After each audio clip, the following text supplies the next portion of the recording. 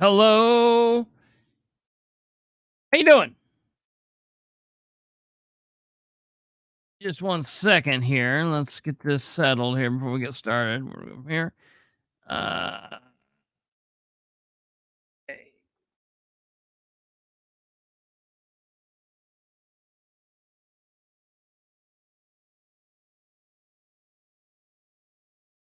here.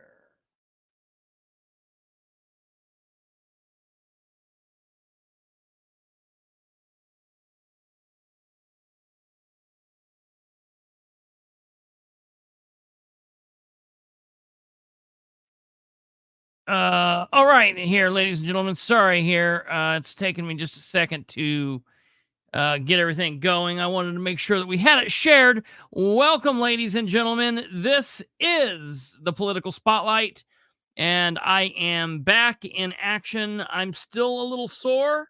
I can yell, I can scream, I can wave this hand around like I just don't care. I cannot wave this hand around. I just really cannot wave this hand. I do want to say, uh, give me just a second here. Last night we did the it's hard to breathe in. It's hard to breathe in. That's kind of a pain in the ass. And last night we did the big show, which everyone thought was going to be like a show where I talked about the commissioners meeting yesterday. However, you guys all tuned in to hear about the bathroom accident. I guess I shouldn't say that. That sounds bad. It could be really bad. The shower incident. And hey, Kate, I just sent something in the group. Can you? Brandon, I can't get that song out of my head. I tell you, I understand TikTok now. It's brainwashing, all that nonsense. It must be like satanic, demonic brainwashing, because like I listened to that one time and it's like stuck in my head. You don't even know what any of those lyrics are. I asked someone I know, I said, there was a little kid running around. It was like 8 or 9. I was like, ask that kid if he knows whatever that word is, that first word, stick out your whatever. And he's like, yeah, they knew what it was. And I was like, oh, this is what's wrong with the world. This is what's wrong with the world. So last night, if you tuned in, we've just been having a private conversation, Brandon and I, here in front of you all. Welcome. If you tuned in last night, the last 2 days, we had meetings at 9 a.m. in Delaware County. We had a commissioners meeting, and then today, which I don't have the thing up for that anymore.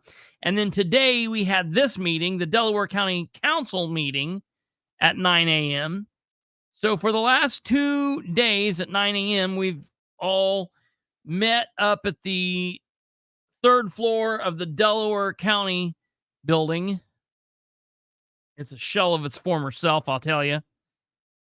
Because everything basically has moved out to the Justice Center. So there's like basically just lost. It's like the mall in there. You go in there and all the doors are shut. There's only like one office per each floor. It's really sad. I hate being in there, honestly. But yesterday there was life in the building again because a bunch of people came to listen to the commissioners put on a show. And then again today, there were a lot of people there as people came to listen to the county council put on a show.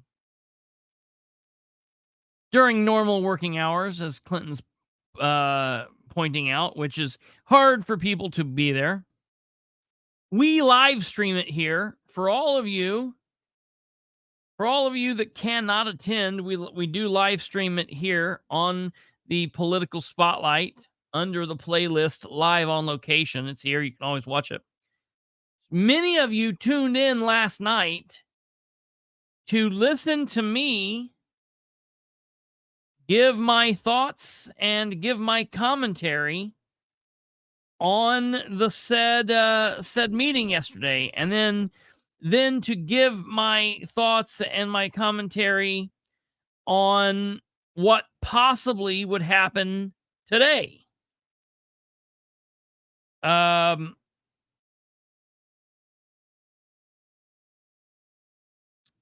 so I popped on last night, but what many of you heard when you tuned in was, sorry folks, there will be no show because I had an accident in the shower this morning. I fell, and because we're not a freak show here, we were not videoing the bathroom. So all I could do was get a reenactor to reenact what happened last night. And here's that. Here's an actual reenaction of what happened yesterday morning at about 7:30 before going to the commissioners meeting. But little did I know, Ryan Webb, I don't know how he did it. I'm not a freak, so I'm not recording, but apparently Ryan Webb is recording my bathroom because Ryan actually had video of the actual incident. And I want to tell you folks, this could be a little graphic, but here was the actual incident of me falling in the shower. Now, I know what you're thinking. Bilbrey actually has a shower that dirty? No, I promise you. It's just the camera, while it may take away nearly 300 and some pounds, it also adds what looks like dirt in the background. I would never have a bathroom that dirty. So thank you, Ryan Webb, for letting me know where the hidden cameras are in my house. All right, now that we got that out of the way, and now that I've been given enough time to share the show in the various groups that I needed to share it, I do want to let everybody know that we are going to be talking here tonight strictly about the solar situation. Tonight's show, episode 84, is the Delaware County solar update. And it's got everybody here. It's got, what kind of face is Sherry Riggin making here? Like, what's she doing? This is like a face of somebody who seems really happy with the work that they've been doing. And if she's really happy with the work that she's been doing, I don't know what world she's living in, because she should not be happy.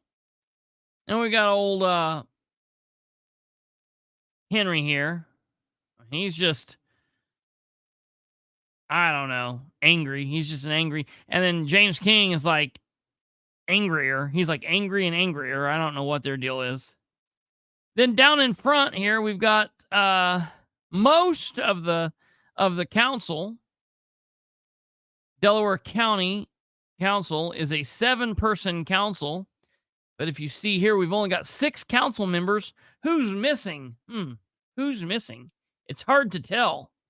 And from left to right, we've got Eugene Whitehead. We've got Vice President Bill Hughes. We've got Matt Kantz. We've got Mr. Steak, Jim Mokel. We've got Dan Flanagan, hard at work, trying to erase pen. And then we've got Mr. Bathroom Camera himself, Ryan Webb. Get that rumor started. So that's who. Oh, wait, I know who we're missing. Well, no way. We're missing Miss Jessica Piper. Miss Jessica Piper. Well, where was Piper at? You know, listen. I heard today I didn't know. I heard various people saying all kinds of different things. I heard people saying that there was some kind of family emergency. I heard people saying that someone said they thought she was on a cruise. And I was like, dude, if this woman is on a cruise near Turkey Day, missing this very important Delaware County Council meeting where we're talking about probably one of the most important topics facing Delaware County in the last many, many, many years. If she's on a cruise, I would be really, really shitty. And then people said that it was a work trip. I was like, okay, what's that mean? People said all kinds of things, but today I got the real skinny. Now, this is going to sound like a joke, but I promise you it is not. However hard you're going to want to be like Bilbrey's pulling our leg here, I swear to God, I'm not. Now, keep in mind, Piper's like 50 years old, but in her mind, she's still a cheerleader. Okay? Like, I don't understand.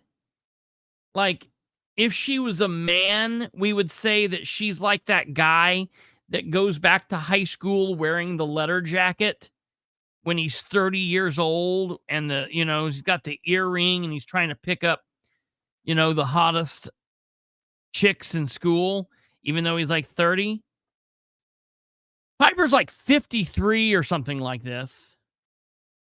And anytime you go out with Piper, anytime any of the Republicans get together, everybody knows that if Piper's going to be there, it's not going to be long until she starts to lay upon you her amazing stories of the cheer squad. And she then pulls out these cheers. Ridiculous.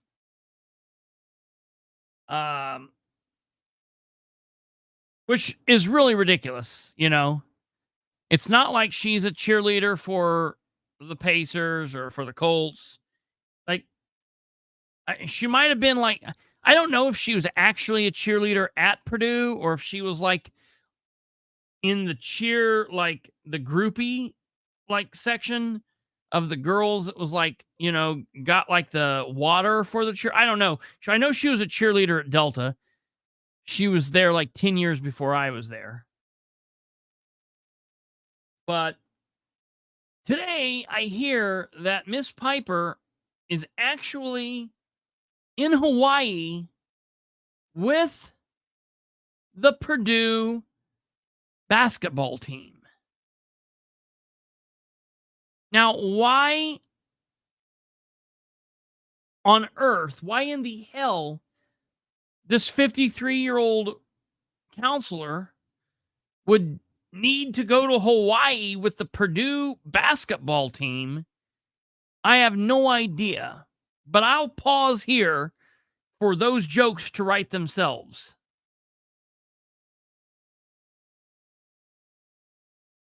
Okay, did you all get that out of your system? Now we can go on with reality. Like, for real seriousness, I don't understand. I get liking sports. I get liking your alma mater. Jessica, for the love of God, let the cheering go. All right? I'm not liked within the Republican Party. I can tell you that even the people who are your dearest friends are saying, please stop talking about the cheer stories. We've all heard them 1,000 times.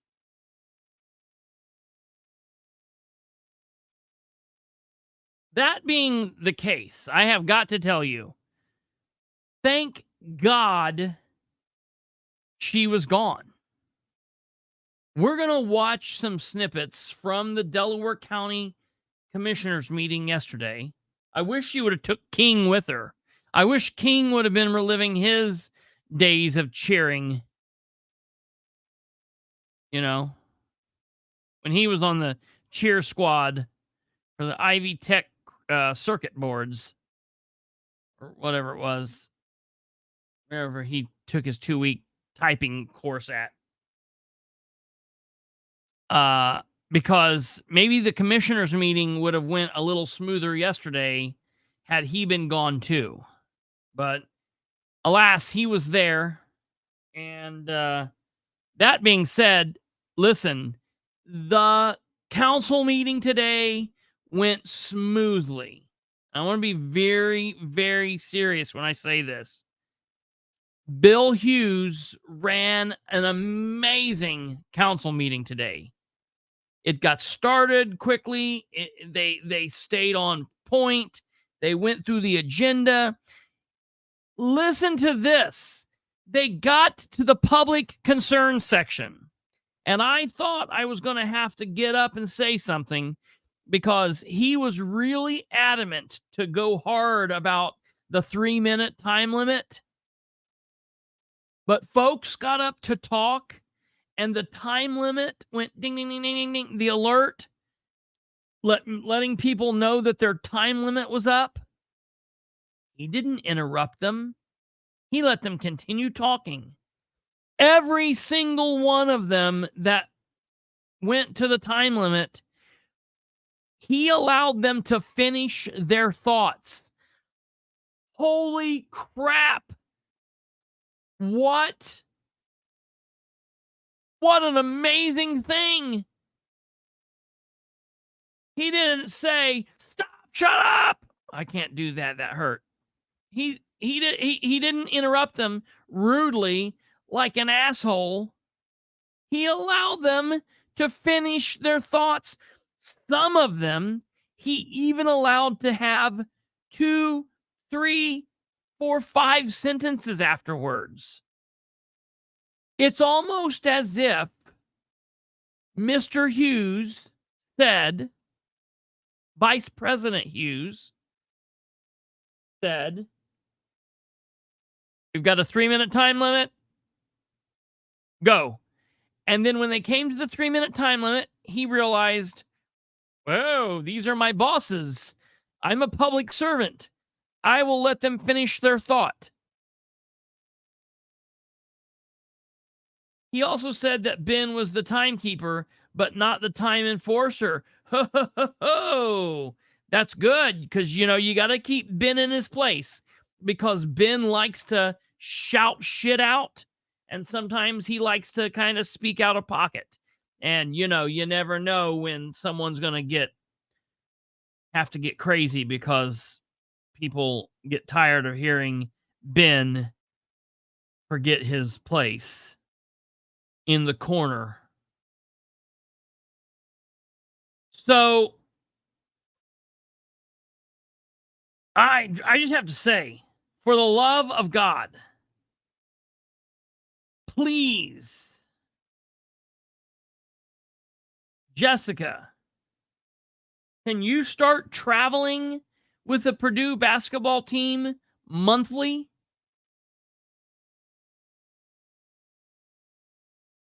Tell me how much we got to pay you to do. Maybe we can foot the bill. See what we got to do, because that meeting today ran wonderfully. I'm going to tell you, you people out there, listen. Anybody out there thinking about running for county council at large?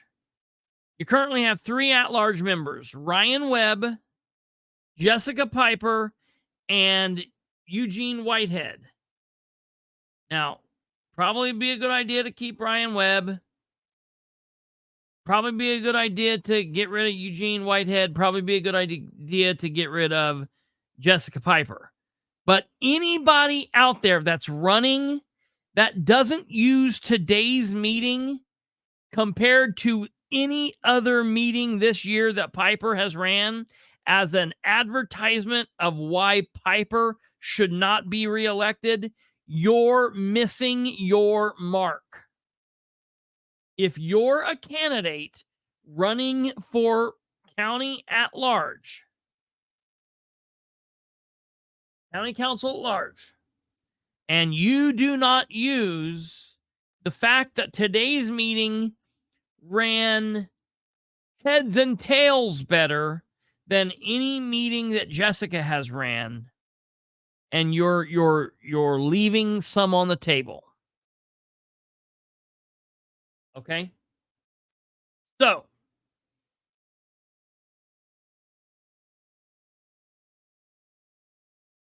I want to back up. We're going to go through this kind of in order because we didn't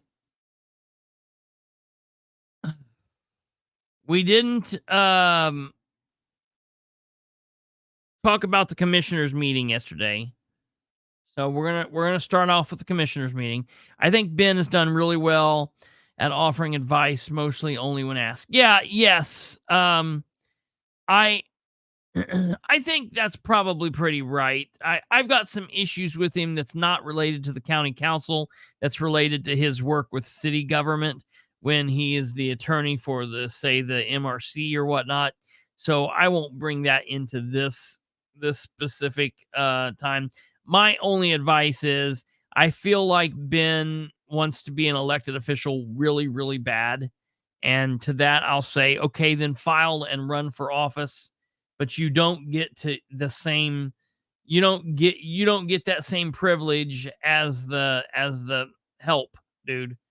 You're there to, you're like the child. You're there to be seen and not heard. So, that's that. But he's been all right, basically, since he's been backed down a time or three. Okay, so yesterday, the commissioners meeting, there were a lot of people there. I gotta say, I don't know what the deal is with these companies. I don't know if they thought that we'll go up here and we're gonna show these Gaston people a thing or three. People from Gaston, that's what they always say. I'm not saying it, so Gaston people, don't shoot the messenger. I want to tell you something. If, for the love of God, if we could get people in Muncie to show up and to show out the way that Gaston did, Muncie would be tip top. If we could get people in Winchester to show up and to show out the way that the people in Gaston did, Winchester would be rock and roll. I'm telling you, if Anderson had people like the people in Gaston, the folks in Gaston, the farmers, the neighbors, the friends, the community people, you guys really pulled together. And there are going to be people that are going to call you guys NIMBYs or whatever. Not everybody was. There were people from Yorktown that were, connected with folks from Gaston. There were people who no longer live in Gaston, but still have family farmers there and whatnot, or grew up there, or, their grandmother lives there, or, they're not, people who weren't from there, but they taught at Westdell, and so they know all of the people. There were a lot of people that spoke up for the people of Gaston, and I don't know what you guys do, but you really believe in community up there.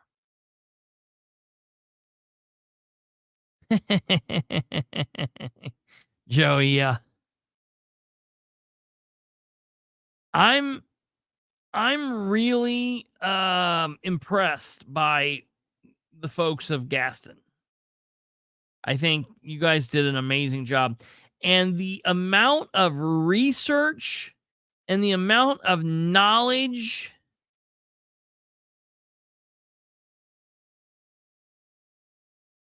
the amount of pushback that you guys have given,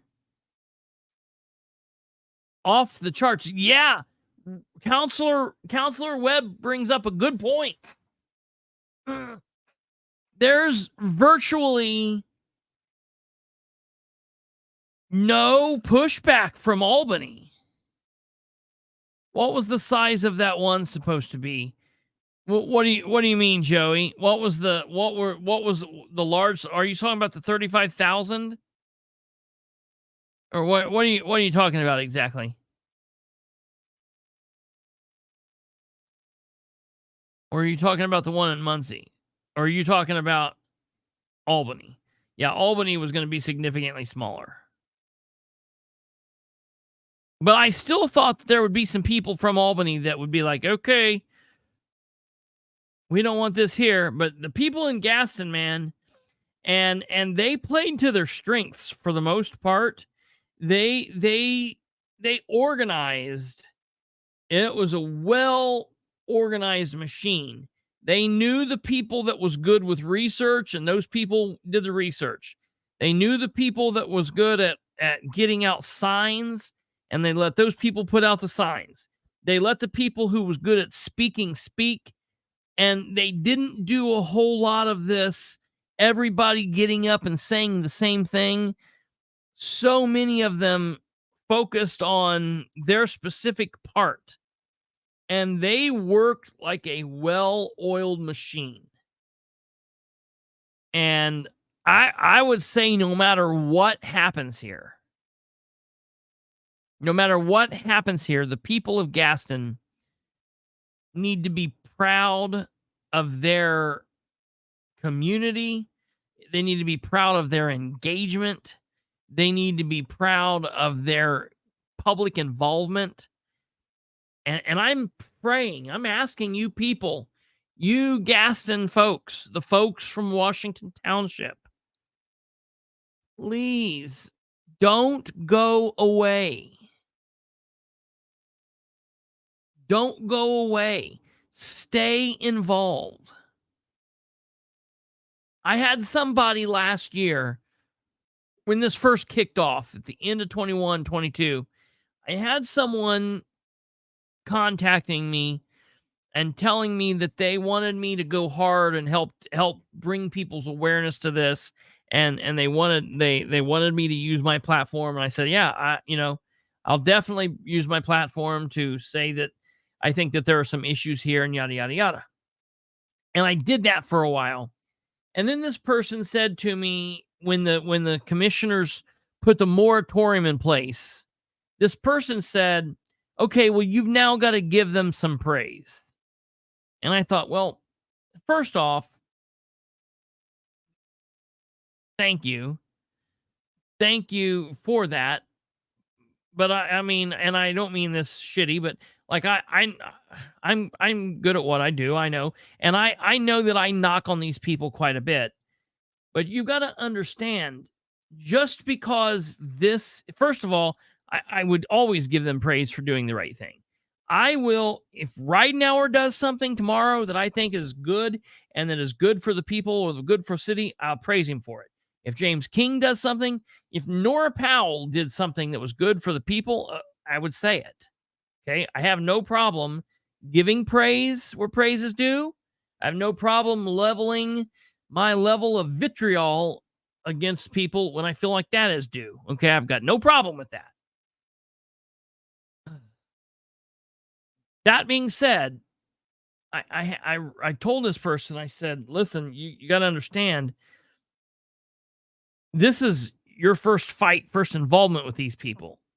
This is just one of a million things that James King has done that I've thought that's been bad or wrong or whatever. So it's like, I'm glad that they're finally doing something right, but this is just another Tuesday, so that's there. So I just want people to know that, there's a lot of things that go on here. And when I'm saying that, I bring that up to the people of Gaston and I say, you guys did wonderful things. Mr. Nickham's here. Tim Nickham is a man from up there in the area. And he says lots of wonderful people in the Gaston area. And I'm telling you, I got to meet people. I'm a Delta kid. I went to Delta. And so I had some friends that knew people from West Del, but I didn't really mix with the West Del people. Not for any reason. I just did not know them. I played music with people from Delta. I had friends from the real enemy in Yorktown, But I had friends from Cowan and friends from Wapahani and whatnot. But I just never really, not for any reason other than I just didn't mix with the Westell people. But I've known a good chunk of people from Westell, and they've always been good as gold. But throughout this ordeal, I've had the chance to talk with people from the community on phone, in person, over email, at meetings, in Messenger, and on Facebook. And I'm telling you, they really kicked ass. I'm just hoping and praying that these people from Gaston stay involved. I know every meeting's not going to be like I know every meeting, isn't going to be this. Okay? Of course it's not going to be like this every meeting. That being said, keep your ear out.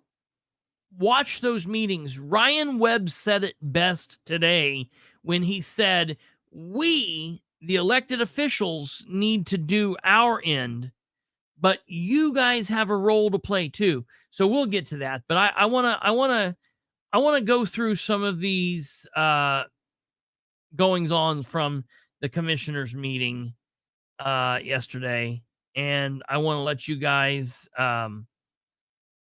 see this, because I know that there are some people that did not get a chance to see this, or some people have been waiting to hear, what I said about this or whatever. So I want to let you guys have a chance to hear this. So we're going to get going on this here. Here is yesterday's commissioners meeting, and I'm not going to play the whole thing. You can find these whole videos on our channel. The county commissioners meeting from November the 20th and the county council meeting from November 21st. If you want to watch the entire meetings, you can find them on our channel here. So if you want to go back and watch them, go back and watch them.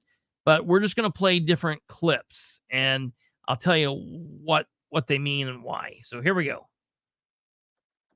One of the issues I have with the solar ordinance is the acreage. I've talked to a lot of people about the acreage requirement. What I would like to do, Denise, I'd like to put in the minutes that. So this is the start of it.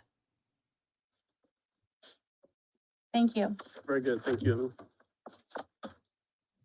Next, we have ordinance number 2023-026, being a resolution of approval to amend the text of the Delaware County Comprehensive Zoning Ordinance regarding solar energy. This is actually the second reading. The first, or the introduction and the public hearing, occurred on November 2nd. One of the issues I have with the solar ordinance is the acreage. I've talked to a lot of people about the acreage requirement. What I would like to do, Denise, I'd like to put in the minutes that if we reach 6,800 acres, which would be 4%, that the commissioners would then at that time send it back to the planning commission for a hearing. Okay, straight off the bat, he says this. Okay, straight off the bat, he says this. So my question is, then why were you the one that opened it up from 3,500 to 35,000 during the plan commission? That's a strange thing to me. Okay? Strange thing. All right, here we go. And an amendment of that part of that ordinance. Okay. Danielle, and with that being placed in there. Now, listen, we can hear them because we're listening to the video, and they've got these microphones in front of them. And as you can tell, the microphone is lit up. It's lighting up, so it's picking up him talking. But you can see it's not, when those microphones, if you're talking into it as loud as I am, it would be solid lit up, but it's blinking. So he's talking quietly enough that the microphone is not even fully picking him up. What that means is the people in the back of the room, I guarantee you can't hear him. So you're going to start to hear. The other thing is, and this is such horrible nonsense. The room that we're in holds like 80 people. It holds 80 people. So only 80 people could attend this. Why on God's green earth they did not schedule this meeting for 6 or 7 p.m. on a Monday out at the Justice Center in the auditorium where every one of us could have sat and there could have still been empty seats? It's bad on their part. And I was going to say I'll never understand, but no, I understand completely. You know why they do that? They do that so only 80 people can get inside. So what that means is the other 200 people have to line up outside. So what's that mean? Those other people are on their phones, watching it on their phones, which produces a weird echo because everybody's phone is just a few seconds off. So you're hearing different things. And so for the people in the last seats, they're hearing them talk up front mumbling. They're hearing the echoes from outside, and it's loud. So these people are going to ask for them to speak up. And when they do, listen, if I'm someplace talking and you say, hey, could you speak up so we can hear you? I'm going to say, oh, yes, thank you, sir. Okay, can everybody hear me? King gets pissed. He gets mad about it. You can tell his attitude changes straight off the bat. Listen to this. It doesn't have to go back to the planning commission. Not today, so if you do adjust in the minutes and then you adopt that ordinance today, it stands as adopted and as presented. And then you start that process back over when you decide to review it. And at any time, the plan commission or you guys can move to change that ordinance. Bring it back Can you up. speak up a little bit more? Sorry. Do you want me to say that all again? Yes, please. All right, so if you just put that in the minutes today, then it is adopted as it was presented to you. At any time you or the plan commission can decide to bring that ordinance back up to review it for changes, but today it would be adopted as presented. With that stated in there that it will not go over 7,000 acres, not unless it is presented back to the commissioners. So the ordinance won't say that unless you send it back to the plan commission, but your minutes will say the 6,800 acres. And then as soon as you're notified of that 6,800 acres, then you can bring it back up to send it back to the plan commission. Cause I really don't, honestly, I really don't want to see it over 4%. 5%. I hate to interrupt, nobody can hear anything. There's a severe echo coming, we got people with their phones playing. The guy in the back said, I hate to interrupt. He's being respectful. I hate to interrupt, but nobody can hear anything. Now look at his face right here. He's already pissed. It don't matter what goes on from here. James is mad, and you hear it. We can't hear anything back here. Nobody knows anything that's even been said yet. Can everybody hear me now? Yes, that's great. Okay. We'll do But it this, why say that smart-ass comment? Can everybody hear me now? Okay. James feels like everybody's always picking on him. James does not have the temperament for public service. The fact that he's been a cop for the last 25 years is freaking laughable. Okay? He does not have temperament to be a public service representative, to be a public service official, to be an elected official. He just does not have it. He needs to be turning a crank, pushing a button someplace, doing as he's told, and then he clocks in, clocks out, goes home. That's what he needs to be doing. He's not built for this. this way. James, the problem is the echo back there. That's fine. Believe me, I got a loud enough voice, I can do it. So look, he's like rolling his eyes. He's pissed off. Someone's like, the problem is the echo, and he's like, nah, that's fine. I don't even need to hear your concern. I'm just gonna do what I want to do. I got a loud enough voice. I can do it. And then he rolls his eyes, and I mean, now he's even more mad than he was the first time. So let's start over. What I asked was that Now he's even more mad because Shannon interrupted him. once if we get to 6,800 acres, which would be over 4%, then the commissioners review it to send it back to the planning commission. Did everybody hear me? Did everybody understand the question that I asked Danielle? Did she respond back? What I asked Danielle, if we pass the resolution today, can they go over the 6,800 acres as of today?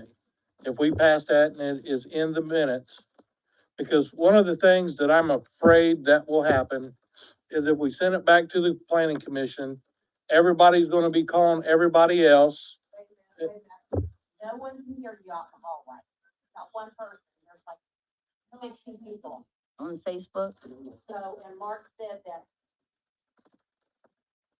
Doing it. On Facebook, and Nothing that's being said by you guys is being heard. then on, I just kind of, why did they not have this damn meeting at the Justice Center? Even if they were going to have it at 9 a.m., why did they not have it out there? We've known they've had meetings there before. That's where the Plan Commission met. Why they commissioners, for the love of God, please move your meetings to the Justice Center. Just have them all out there from now on. Why are we still meeting inside this room? Is that up? Yeah. I'm trying to be as loud as I can in here for everybody. One of my, Coming in? I don't think we can because one of my things is if we pass and we adopt this ordinance today, I do not want to go over 4%, is where I'm at today. Everything else in that ordinance, I am fine with, and I've talked to a lot of people the past week and on the phone. Everything else, I'm fine with. It was just the acreage. Now, if we can adopt this thing today and not go over the 6,800 acres without it coming back to the commissioners, I would be fine with it. But I am stuck like at 4%. I don't want to see it go over 4%. There's where I'm at right now. The setbacks I'm fine with. Everything else that I've read in here, and believe me, people, I've read everything, went through. What does picking up those books mean? Hey, look, folks, I've read the Gettysburg Address. I'm a doctor now. I got books. Look at this. Well, look at this. Look, that's it. That's it, Annie. Let's talk about this for a second. Okay? Let's talk about this. So, sorry, folks. Normally we say this. When I play a video, I am off screen. I'm playing the video, so I'm not seeing the comments. So, Kate, like we do, if there's anything that's good for that I need to hit, star it, or if anyone's saying something that's big, just come on and tell me. But I'm off, so if I don't answer your question right away, so real quick, the lady that's sitting at the bench is the attorney. She's filling in for John Brook, who's off on vacation. And just during these really important meetings, a bunch of people just decided to take off, I guess. Now, look, I understand it's the holidays. Maybe they had pre-planned things. They get time off. I get it. Maybe I'm being too hard. I just think it's kind of funny. So, yes, she's an attorney. And let's see here. Annie, why does the ordinance allow for more than 4%? That's good. All right. I want to talk about this. They keep talking about, let's not change the ordinance. Let's keep the ordinance at 35,000. Okay. But we're going to put it in the minutes. Let me give you a perfect reason for why that is a terrible, terrible, terrible idea. Okay. Let me tell you why that is a really, really bad idea. Right now, I am battling the city of Muncie, the communications director, over the Placer AI system that the city of Muncie bought for $30,000 without anybody knowing it. It's the system that allows them to track us with our cell phones. Apparently, if we go to the park, drive by the park, maybe they can track us in other ways. She said that they're doing a lot of stuff with it. I mean, certainly to God, I would hope to God they didn't pay $30,000 for something that would simply just track us going to the park. But then that means where else are they tracking us? What else are they doing with that? So I'm trying to get information from her. In her response to me, she has sent me 2 emails telling me to go back to the minutes for such and such minutes to find this being discussed. So I went to the minutes of the Board of Works. I went to Board of Works April 26th, directly to the minutes. And you want me to tell you what I found? I found Pacer AI $30,000 claim. There was no discussion of it. There was no one. It didn't say who brought it up. It didn't say anyone ask any questions. It just had the name and the dollar amount and the word claim. So, okay, I go to that meeting and I watch that meeting. That meeting, they didn't even say those words. So now we've got a meeting and we've got the official minutes, and the official minutes and the meeting does not match. Well, which do we go by? Well, according to law, we go by the minutes, the official minutes. The video means nothing. Well, let me tell you, in the minutes, it looks like at least somebody just shouted out, Pacer AI, $30,000 claim. But nobody did that. I have been to the Henry County Commissioners meeting, Henry County Council meeting, where they argued about what was put in minutes. One time, a counselor said that they read off what happened in the minutes, and she said, that's not what happened. I remember. And they were literally going to change something based on what they said in the minutes versus what she said. That's crazy talk. You cannot leave it that way, because one of these days, I know it's hard for his little pea brain to understand, but he's not going to be sitting in that chair. And Shannon Henry's not going to be sitting in that chair. And that attorney is not going to be sitting in that chair. And Sherry Riggin is not going to be sitting in her chair. And all of us are going to be long gone and dead too. And there's going to become a day where someone's maybe going to need to know something. And so they're going to look back to the minutes and they're going to say, well, wait a minute, what's in here? And if those minutes are not written precisely word for word, like the city of Muncie's, if you fart while you're up at the podium, that fart is in the minutes. The city of Muncie, I would be fine. But you don't do that. You don't pass a shitty ordinance and clean it up by saying something into the record. You pass the best ordinance you can pass. And if James King does not want to clean that ordinance up and do it the right way, resign and let somebody else do it. Hey, D.W. Williams, 6,800 acres is huge. It's a lot less than 35,000. And that's the reason I think that they did that. We'll get to that in a moment. But all right, so that's just, I hate that they're talking about this. What he's saying here is dumb. Don't put it in the minutes and hope that that's going to stand. What's in the ordinance is law. Minutes is nothing. Minutes are just the minutes of the meeting.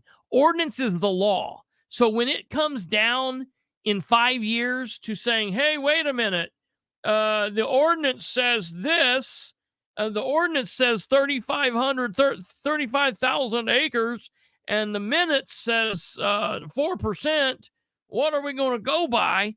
They're going to go by the ordinance. Do it. I'm good with everything in ordinance except for the acreage. But I also don't want to see it go back to the planning commission and be picked apart and we start this all over again. But I do not want to go over 6,800 acres. I don't know. So Andy, that's a my good question. thing. A solar company cannot come in and go over the 6,800 acres, not unless they come to us.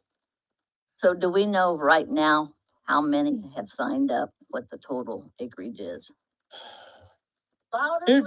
Here's one of my things. And I was able to get a signed contract. I will not say who gave me the signed contract, but this stuff started in 2020. I knew nothing about it until like July of 2021, when they were filling out stuff for their tax abatements. So, and believe me, I've got the tax abatement forms for one of them, and some people saying there's like 2 farmers and stuff, but I have like 8 people or more that's listed on the tax abatement on the ground. So there was more than that. But I've went through this thing and over it and over it. My only thing is the acreage. And I just want to make sure that if we pass it and adopt it today, we can actually go back at a later point in time I don't and know, put the Catherine. 4% in. But I actually today don't want to see it go over the 4%, the 6,800 acres. So with it being in the minutes, I'm asking you, can one of them come in and say, well, it's in your ordinance that we can go, Right, so we're going Annie. here. Because I don't want it being picked apart. That's my only. Brandy, can you take the microphone, please? Because I know the phone calls and emails that I've had and all this stuff, and I don't want to keep carrying this on, Yeah. but I also So- want to make it good. So I feel like if a company would come in and make application, What did King say right there? He knows what he's been getting, and he doesn't want this to keep going and keep going. Listen, folks. James King is up for re-election, and I don't know what the hell is going to happen. I don't think that the Republican Party is going to put anybody up against him. I don't know. So for the Mike Jones in the room, for all of the small thinkers here, hold on. Hey, I'm Mike Jones. You Republican outlaws, you guys are bad guys. All right, hey, Mike, I'm glad you're here. I want to talk to you today. There's no real thing as the Republican outlaws. It was a joke making fun of dumbasses. So the real thing is there's just Republican Party stooges, and then there are actual real life people that just want to do the right damn thing. So I don't know if the Republican Party is going to put anybody up against King, or if there's going to be someone who just runs from outside of the party. And when I say outside of the party, that's a big circle because the party doesn't like bringing in new blood. So the Republican Party is getting smaller and smaller, but no one's going to be part of a Republican outlaw. It's just going to be someone that people might get behind and support. So use your noggin if you would. Okay, back to the stamp balling and bar.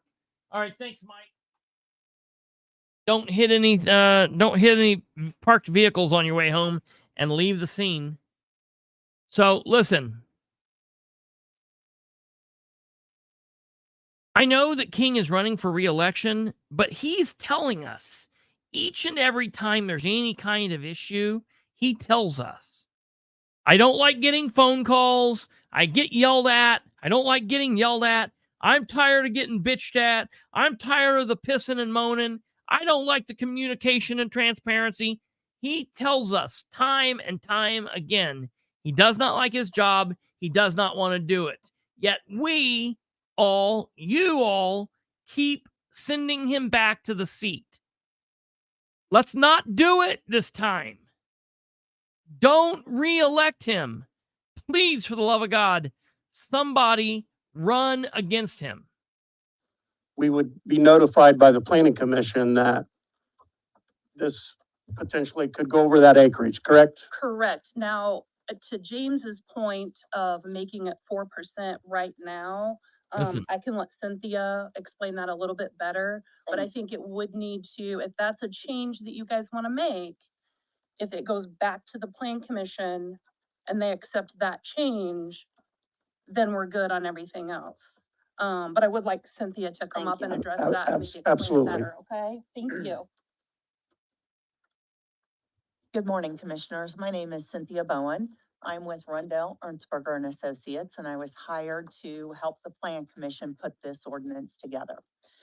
So what they have done is they based that acreage, initially, when they put the acreage in, they based it off the number of farmland acreage, 4%, and they increased it to 4%.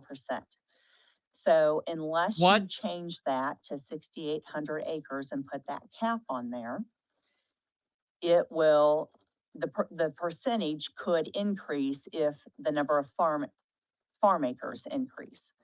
So in order to keep that from happening, you need to use the number of 6,800 as the cap. Because we put the 4% in here, that number can change.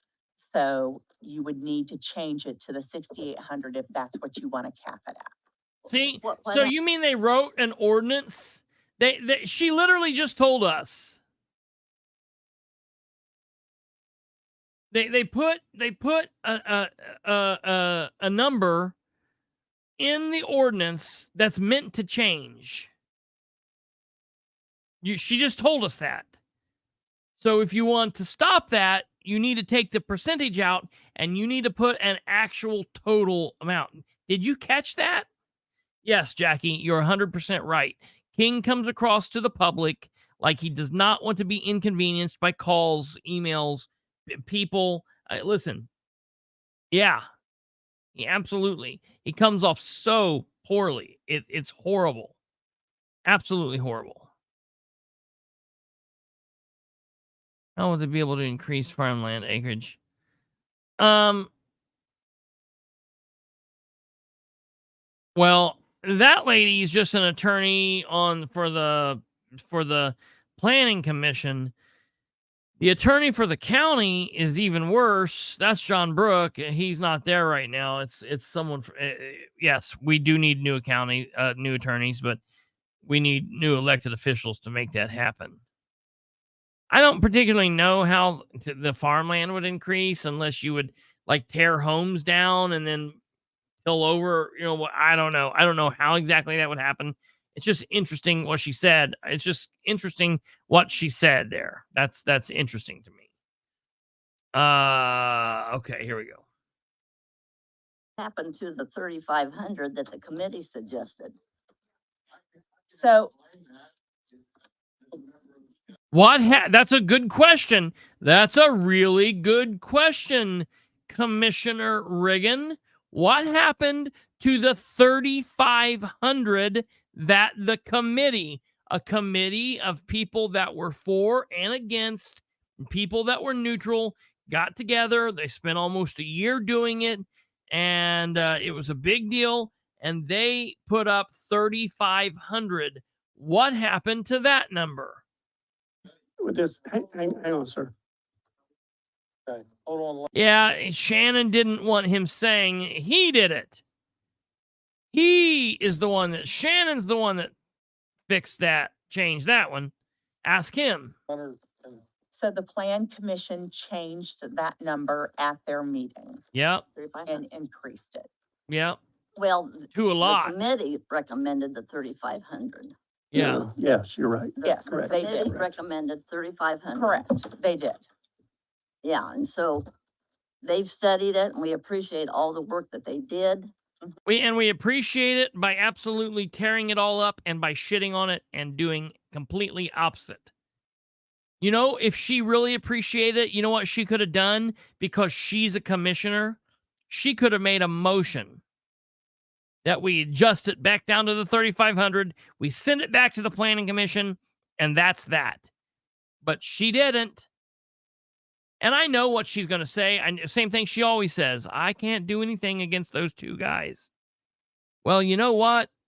Sitting back and just saying I can't do no better, it don't cut it with me anymore. And I hope Get it doesn't on the cut record. Even What? if they vote it down, get it on the record. Yes. Just like Ryan. Ryan, how many times have you made motions that it's died? You know, your first motion to rescind the tax abatement died 4-2. Most of the things that Ryan dies because the people don't have a backbone enough to support him because they're afraid of Jessica. So you need someone who's willing to fight for you, who's willing to get it on the record, preserve that record, and make a record for you, for people to fight if there's going to be a lawsuit, for people to keep track of what's going on for the next political season. Annie says it right there perfectly. She's from a farming family. She should be much more vocal one way or another on this ordinance. Absolutely. King is wanting to double the committee's recommendation. Yes. And I'm going to tell you, no one will be able to change my mind otherwise. Listen to me. The committee said 3,500. The committee said 3,500. The commissioners know that even though they said that, there's still going to be people that's going to bitch. So we need to really increase that number. So Shannon Henry does something crazy. He says, oh yeah, 3,500. I'll show you 35,000. And everybody loses their mind. 35,000. Then they come in during this meeting and they're both like, well, let's not get hasty. Let's make it 6,800. And then they end up agreeing to 5,000. Well, 5,000 is a hell of a lot better than 35,000. But it's still 1,500 more than the 3,500. So you see what they did there? They managed to get 5,000. They needed to get 5,000 acres out of a deal that was 3,500 acres. And they were able to make it seem like they stopped it from being 35,000. Complete rubbish. To fill people in, there were 3 people for, 3 people against, and 3 neutral people. And I forget what the vote was to send it. But I have it. If you give me a moment. Hold on.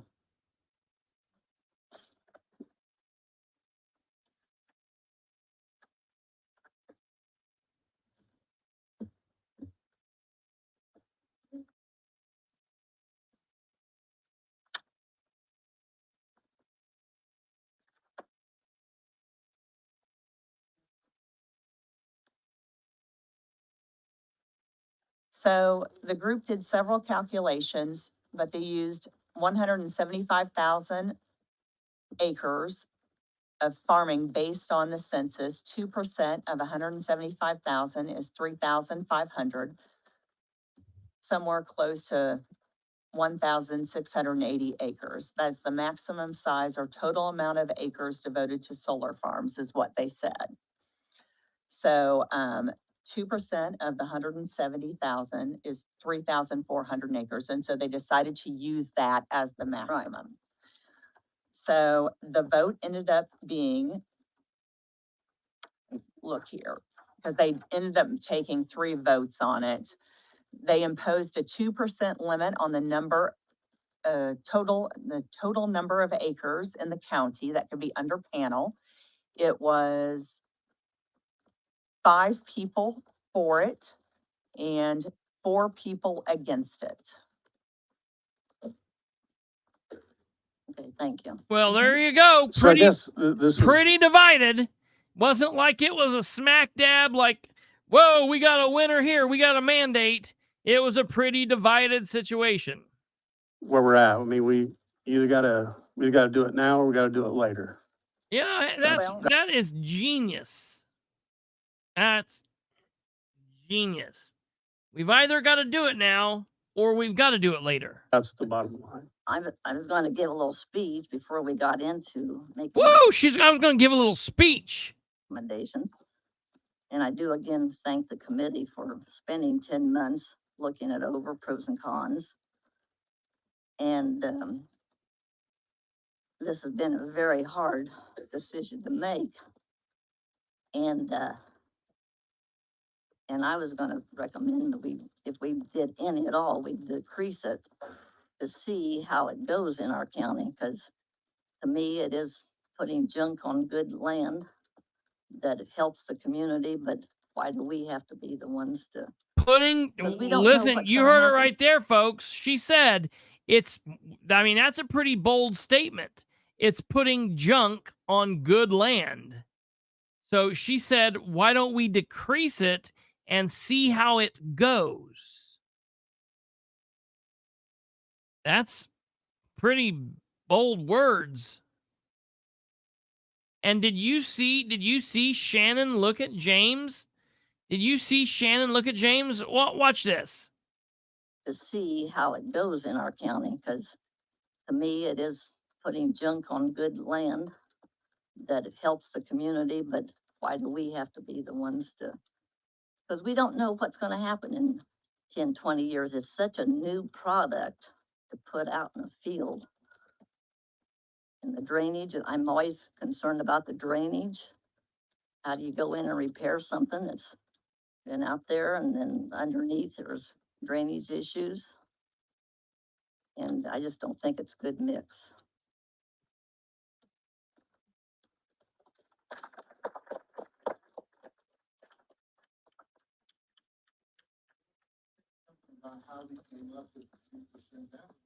Decrease it to what, Sherry?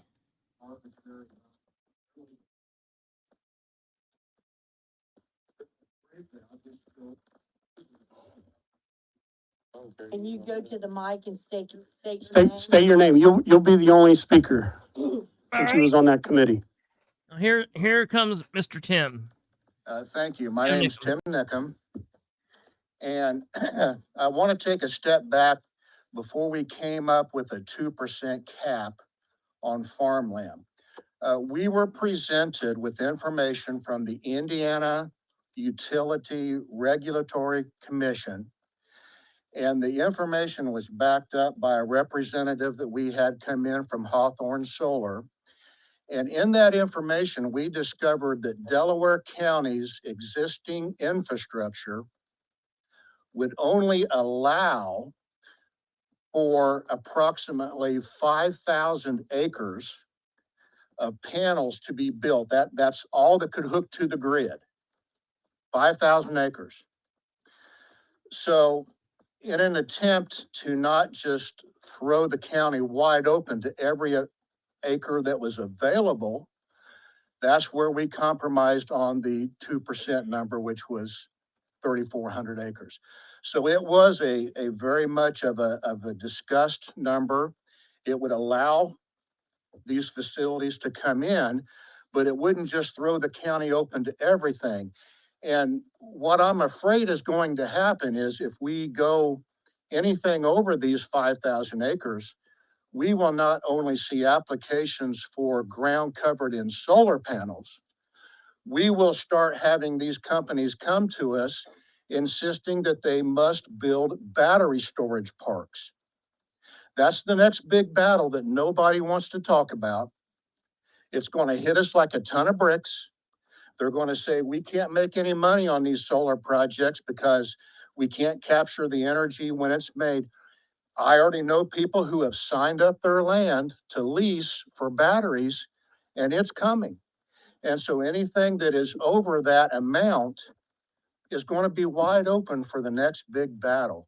So there was some rhyme and some reason and some real discussion, not just screw you, we don't want anything, you know, I mean, that's really the behind the scenes Thank you. reason for that. Thank you. Thank you for Thank letting you. me speak. Well, and one of my points is, just like Mr. Nickam stated, is these companies come in, the battery that you're talking about, the battery stuff, I know nothing about, but you said people's already like talking about leasing and selling off their land. I have already been So- contacted personally. So people sign these leases and everything, and then they put it off on us to regulate it, to figure out setbacks. They put it on us to That's your job. acreage and all of that stuff, and we actually get nothing out of it, except tax revenue.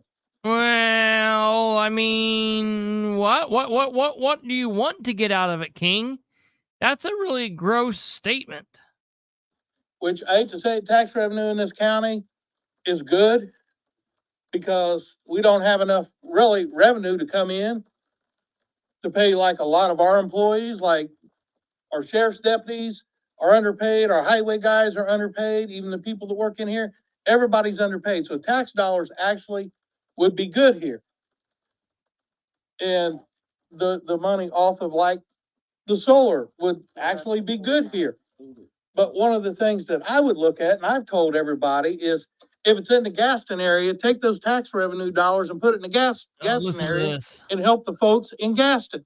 What a hero. Help them with the water projects, help them with the wastewater projects, because I know they want to run the wastewater from the school all the way down, but they don't have the money to do it. You know, so wherever the funding goes, put it back where it's supposed to be. And if they're out in Gaston, put it there. There's where I'm at, but I also don't want to have my whole county with solar panels. That's the reason why I was talking about the 6,800 acres. You know, I'm ready to pass this thing, to be honest with you, because we've been dealing with it since 2021. And we probably would have had it all taken care of it if, you know, Marta wouldn't have passed away. COVID was another issue. Yeah, but it's. Listen to this. I just don't want a company coming in here thinking that they can build all over the place. That's the reason why I say 4%, but I guess it's better to say 6,800 acres, but there's where I'm at. I want the thing passed.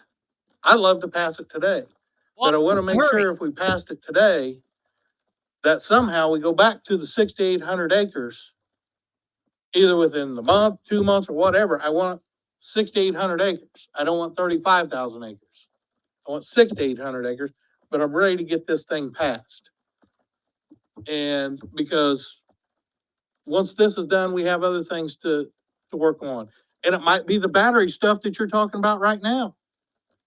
But you know, if you're saying we can't get to 5,000, over 5,000 because the grid, it won't handle it.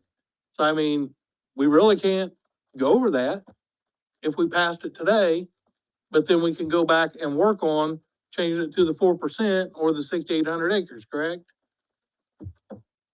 Yeah, 'Cause my whole thing is I want it down to the 6,800 acres. We've only got 4,080 signed up, so let's just start with that. So you're my attorney. you have a decision to God. make. If you pass it today, you're passing it at your It is. 20% as is. There you go. If you let me speak, can I say No, something? no, thank Yeah, you, this thank you. is- No, we don't want to hear from you anymore. We don't want to back and forth where we have input. I mean,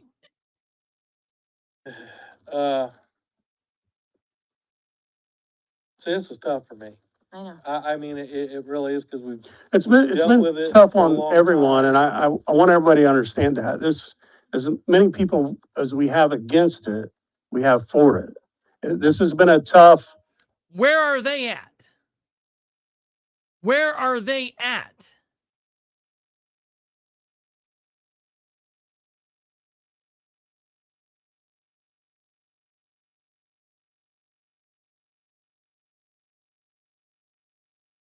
That's interesting. That's interesting, Annie.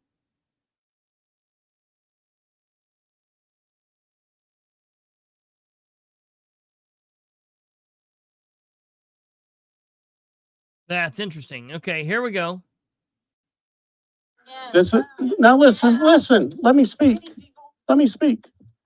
This has been a tough project for us. It really has. It's been complicated. Yeah, I mean, I've been yelled at, I've been cussed at. And no, it's not the all. What it is I'm not the owner of the property. Not the one that signed the lease, I'm the one that has to regulate it.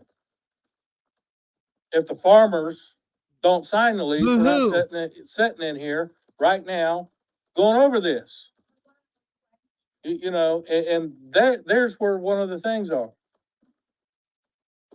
You know, I don't sign the lease, I regulate. That's my job. And I'm gonna do my job. People can yell at me, they can say whatever they want to, you can go on social media. I do my freaking job. What is this? I don't care what anybody has to say. I do my job and I work and take time away to read everything and go through all of this. Take time away from what? I'm ready to have this passed because I've seen the meetings that they've held with the planning commission, and honestly, I don't even think they should go through what they went through because they're in the same position I am. I'm not What do you mean they shouldn't go through? They're public officials, man. getting money. I'm not getting paid $1,000 to $1,400 per acre to have the panels put on there. That's only thing I receive is tax revenue to give these workers that we have in here more money and be able to provide the services that the county deserves. That's my job. So what's, sir, Actually, it'll be more tax revenue. So that's enough. What do you want to do? Just wait, sir. Just wait. Let us get it passed, and then you can have your time. I really dread sending it back It's gonna because go back no matter, because if right? no, if we It goes pass back it, if it you make doesn't a go back. change. If we make a change, it goes back. And the only thing, if we send it back, the only thing that they can change, and I want everybody to understand this, the only thing they can change if we send it back for the 6,800, that's the only thing I believe they can vote on, correct? That's my understanding. So if people want to call them and complain about setbacks, people want to call and complain about anything else, you cannot do it because that will not be changed. The only thing that will be changed would be the acreage if we change this. Then it's 45 days that they have, right? Correct.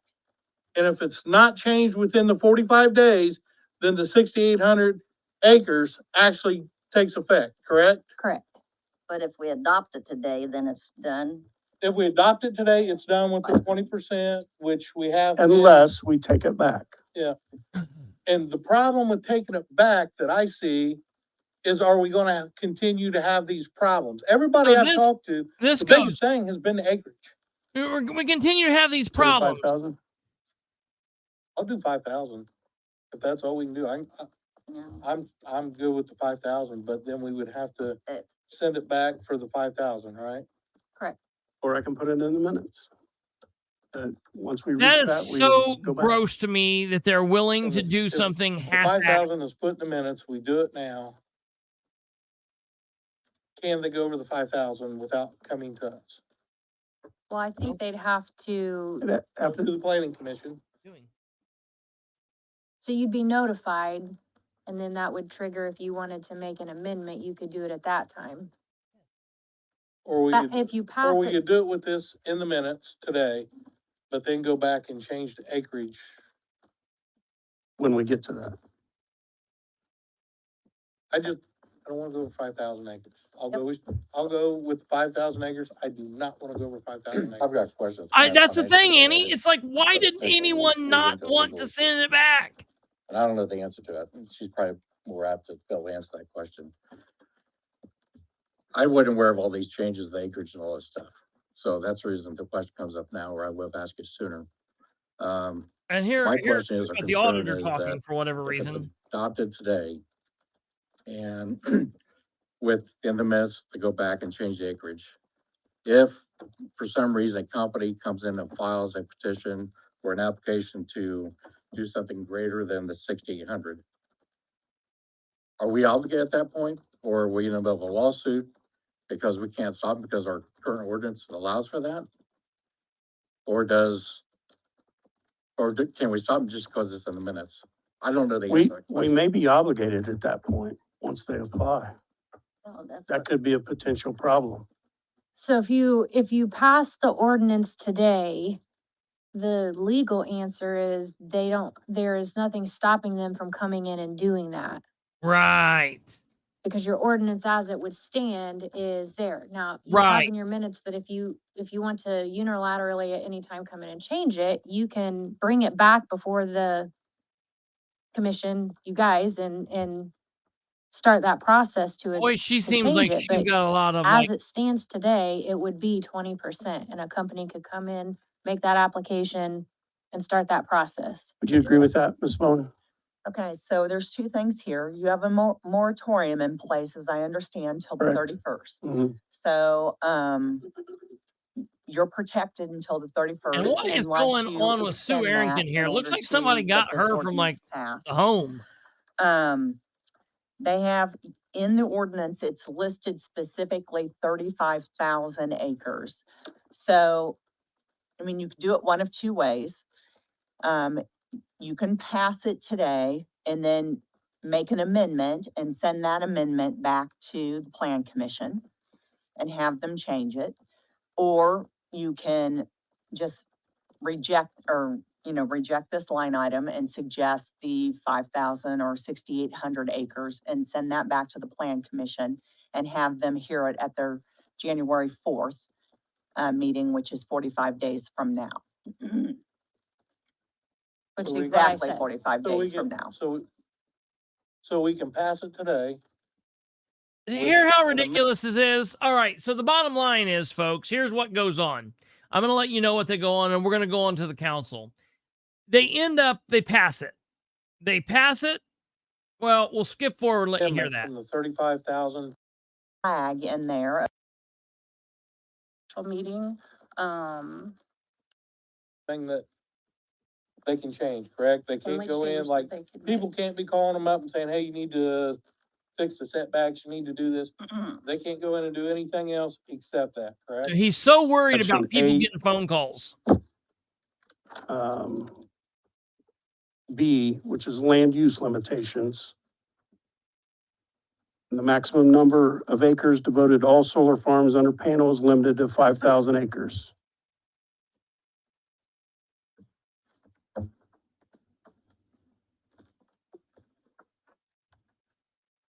Do you have it?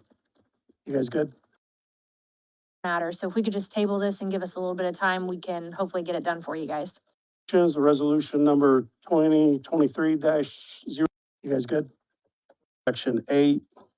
So here's what it is. Amendment as presented by the Planning Commission, with the exception of Section 8, number B, land use limitations.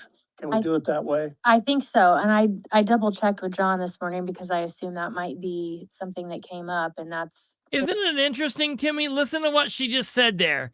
Did you hear what she just said there? Did you hear what she just said there? Let's listen to that. All right, we're gonna go back to this real quick.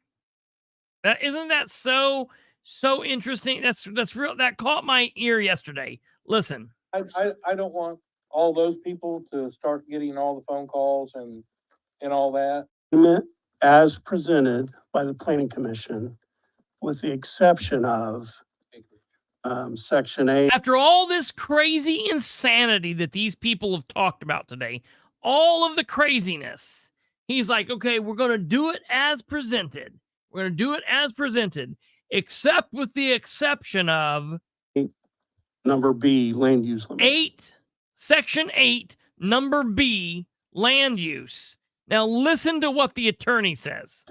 Can we do it that way? I think so, and I double checked with John this morning because I assume that might be something that came up, and that's, I think so, because I talked to John this morning just on a whim, out of all of the crazy shit you guys could have said, I assumed that this was something that could come up.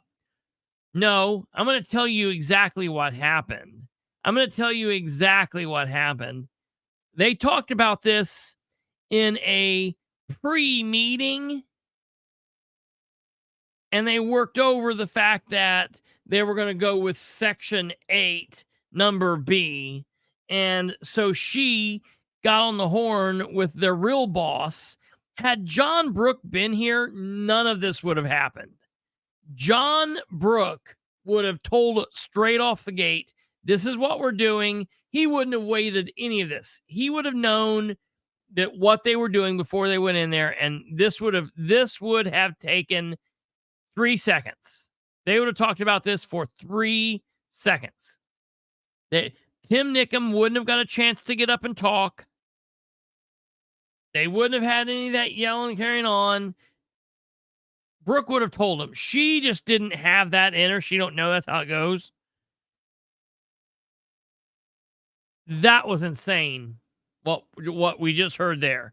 Because why would she just, out of all of the crap they could have done, she just assumed to ask that of John Brook? his understanding as well. Now let's listen to this vote. Understanding, I will make the motion that we do that with the change to 5,000. Keep in mind, Sherry Riggin could have made a motion at any time during this, but she never did. Instead of 35,000. King makes the motion. Second. She seconds the motion. So we have a motion and a second. You guys have all that? No, I don't. Okay. James made the motion, Sherry seconded to accept all the amendments to this, regarding the zoning ordinance for solar energy, with the exception of section 8, B, which is land use limitations. And the maximum number of acres devoted to all solar farms under panel is limited to 5,000 Listen to the vote. acres.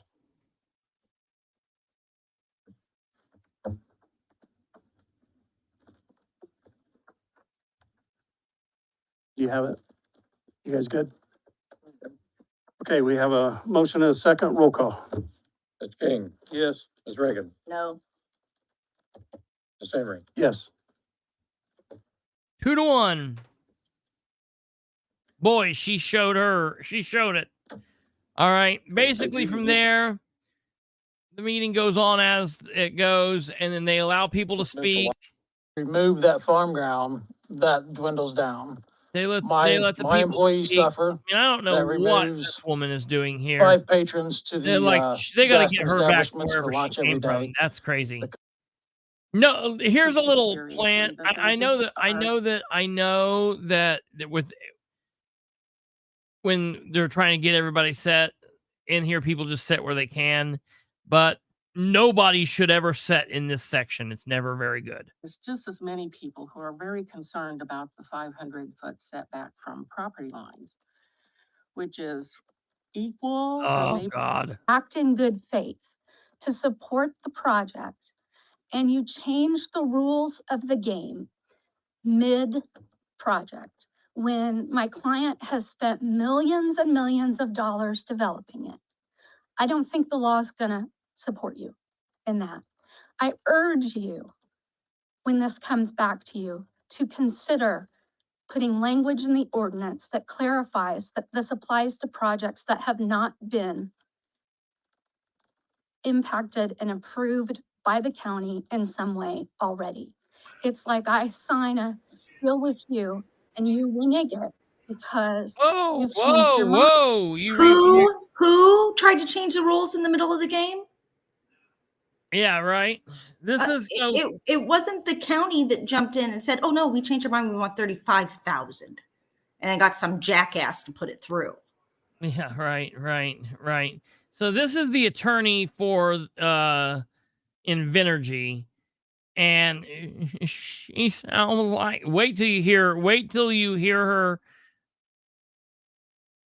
Yeah, that's interesting what you got to say there. She said an interesting number today. She said like 5 million. Wait till that. We're getting ready to go there right now. I just want you to hear this. First of all, I would not have this woman as my attorney. She sounds like she's getting ready to cry. I don't understand what's going on. Like, is she this emotional over this?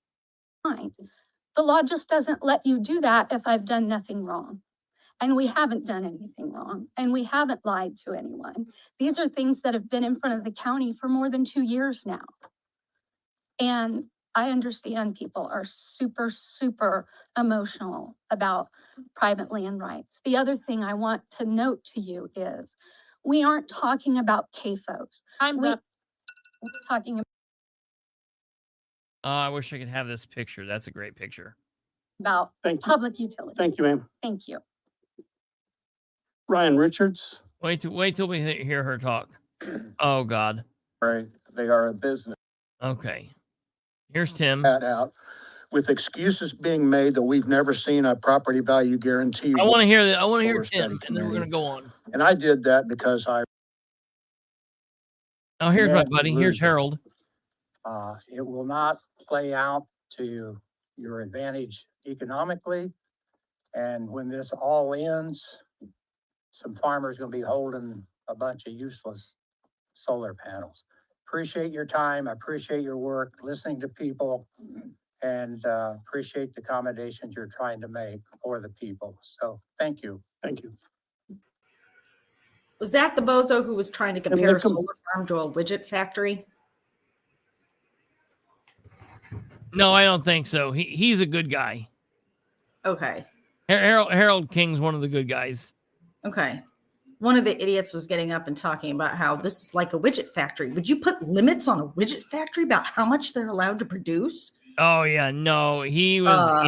He's a widget factory's all inside one building, not getting planted all over the county. Planted all over the The county. comparison is ridiculous. A widget factory. Here's Tim. hi again, Tim Nickham. I just wanted to say that, a little over a year ago, I, along with 8 other people, volunteered to be on the solar study committee. And I did that because I really wanted to make Delaware County a place that I could continue to be proud to live, and hopefully most of my kids would live here. So you can imagine, after 8 months of contentiousness, in which we really didn't agree on anything to start with, to come to a level of compromise, like I explained to you earlier with the 2% cap, was quite an achievement. And then in the planning commission, Folks, listen, I've not went over with anybody about these meetings. I've talked to people that's been in these meetings. These meetings that they had early on were insane. Some of the things that were being said back and forth, and the level of like you said, contentiousness, the level of contention between the people, and just not agreeing on anything. Both sides held their ground. The fact that after 8 or 9 months, they were able to agree, enough to come together on this was a really big thing. And then they give it to them, and the county says, thank you, and throws it all. I mean, insane.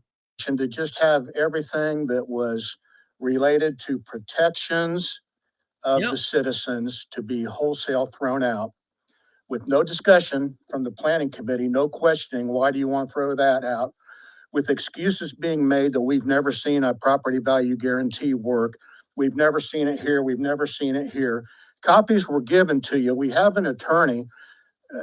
Don't we have any imagination in this? county? I believe we do. I know you guys, you have to. You had the foresight to put together the committee to begin with. I don't understand why there was just no effort to, let's explore this possibility. Let's protect our citizens from giant companies coming in and changing their quality of life. When you look at the program that was put together, the Muncie, Delaware Community Plan, that is part of the mission there, is to protect the quality of place, says it over and over again, in the county as well as the city. But I just can't express to you. I went home and I felt, what's the point? And then I realized it's not about me. It's about all these people here, hundreds of more people that couldn't be here today because of various reasons. And that's why I'm still here Because the meeting's at 9 a.m. today, just to talk to you that these common sense protections for the citizens, I really wish that you would consider that. And there does seem to be one thing that I agree with a lot of people that I talk to that want solar panels, and that is community solar. That was not discussed in our meetings. It was not brought up. It was not even an option. I'm not sure that we really even knew what that meant exactly, but there is a difference between industrial scale solar and community scale solar. Community scale solar seems to have widespread support from both sides. We put it on a brownfield. We put it on the old Warner Gear site. We put it on the old King Ford site. We put it on the old Frank's Foundry site. There are companies that will come in, I believe, and do that. But we as a county have to put in the work to entice them to do that and set out the rules that we need to have them do that. That's going to save a way of life for a lot of people who live out in the country. Yes, And it it could is. be still meeting the goal of mitigating climate change, adding useless pieces of ground that have been useless my whole life, 60 years. I never remember a building standing there.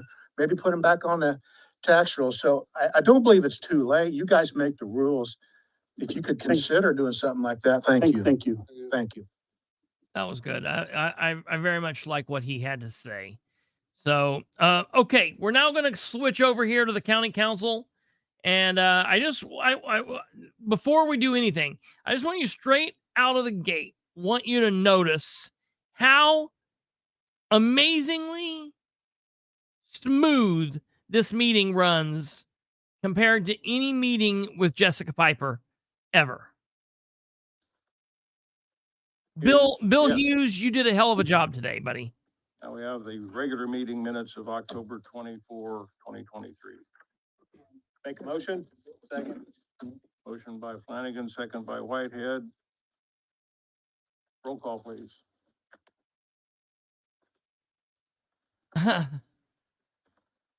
I'm sorry, Mr. Hughes, I was hearing something else. Who did A motion by Flanagan, second by Whitehead. okay. I just messaged you.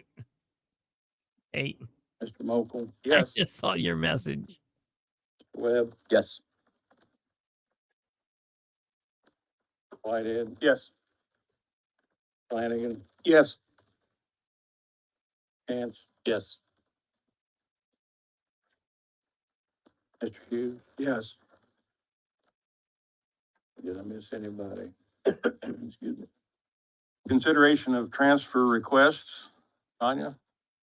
Okay, we're starting off in county general, which is 1,000. We have clerk 125.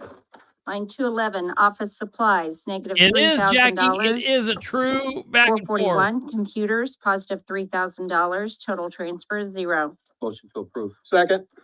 Wait, what are you saying? Second by What are you Flanagan. saying?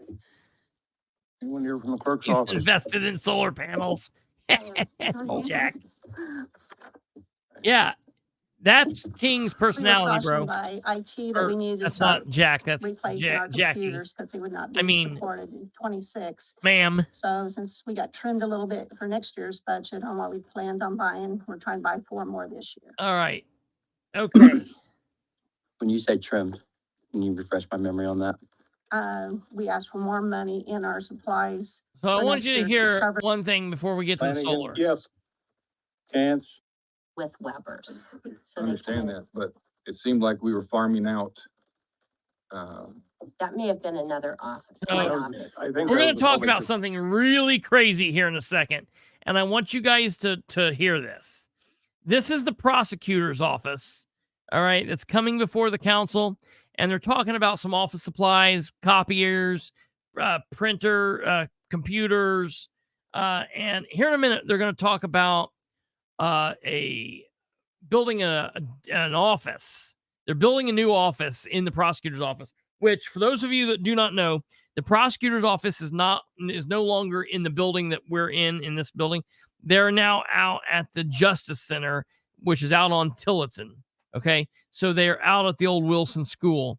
So I want you to listen to this because they're talking about building a new office and what that's going to entail. Defender, Okay, that they were paying 1,400 for the. right. The expensive part is the electrical.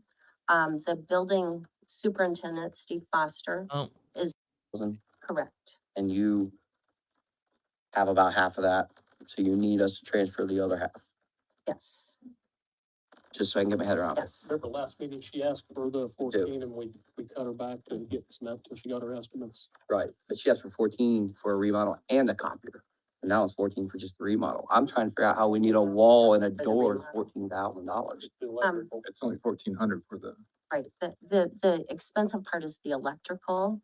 The building superintendent, Steve Foster, is going to do the labor for our wall, and that will not cost us anything. Electrical Lisa, for what? thank you for getting us all these numbers. Ryan, if you You're welcome. looked at what she presented, I mean, it's 17,400 for everything. Yeah, I The know that. electric is the largest part of it. I'm trying to figure out why it's so much for the electric for, if, we're not getting a copier, right? Okay, Steve brought the electrician up, so I'll, he can help with Steve that. Foster, building superintendent. The problem you got there is they have to bring dedicated circuits from one, if you have down at the prosecutor's office, they're on the far end, so the boxes panels are down at the other end, so they have to bring circuits down for them. Cause it was never brought down in the original bill, cause that's out in that lounge area that they have, so. And each copier has to have a dedicated circuit because of them copiers pull right around 12 to 14 amps, so you have to have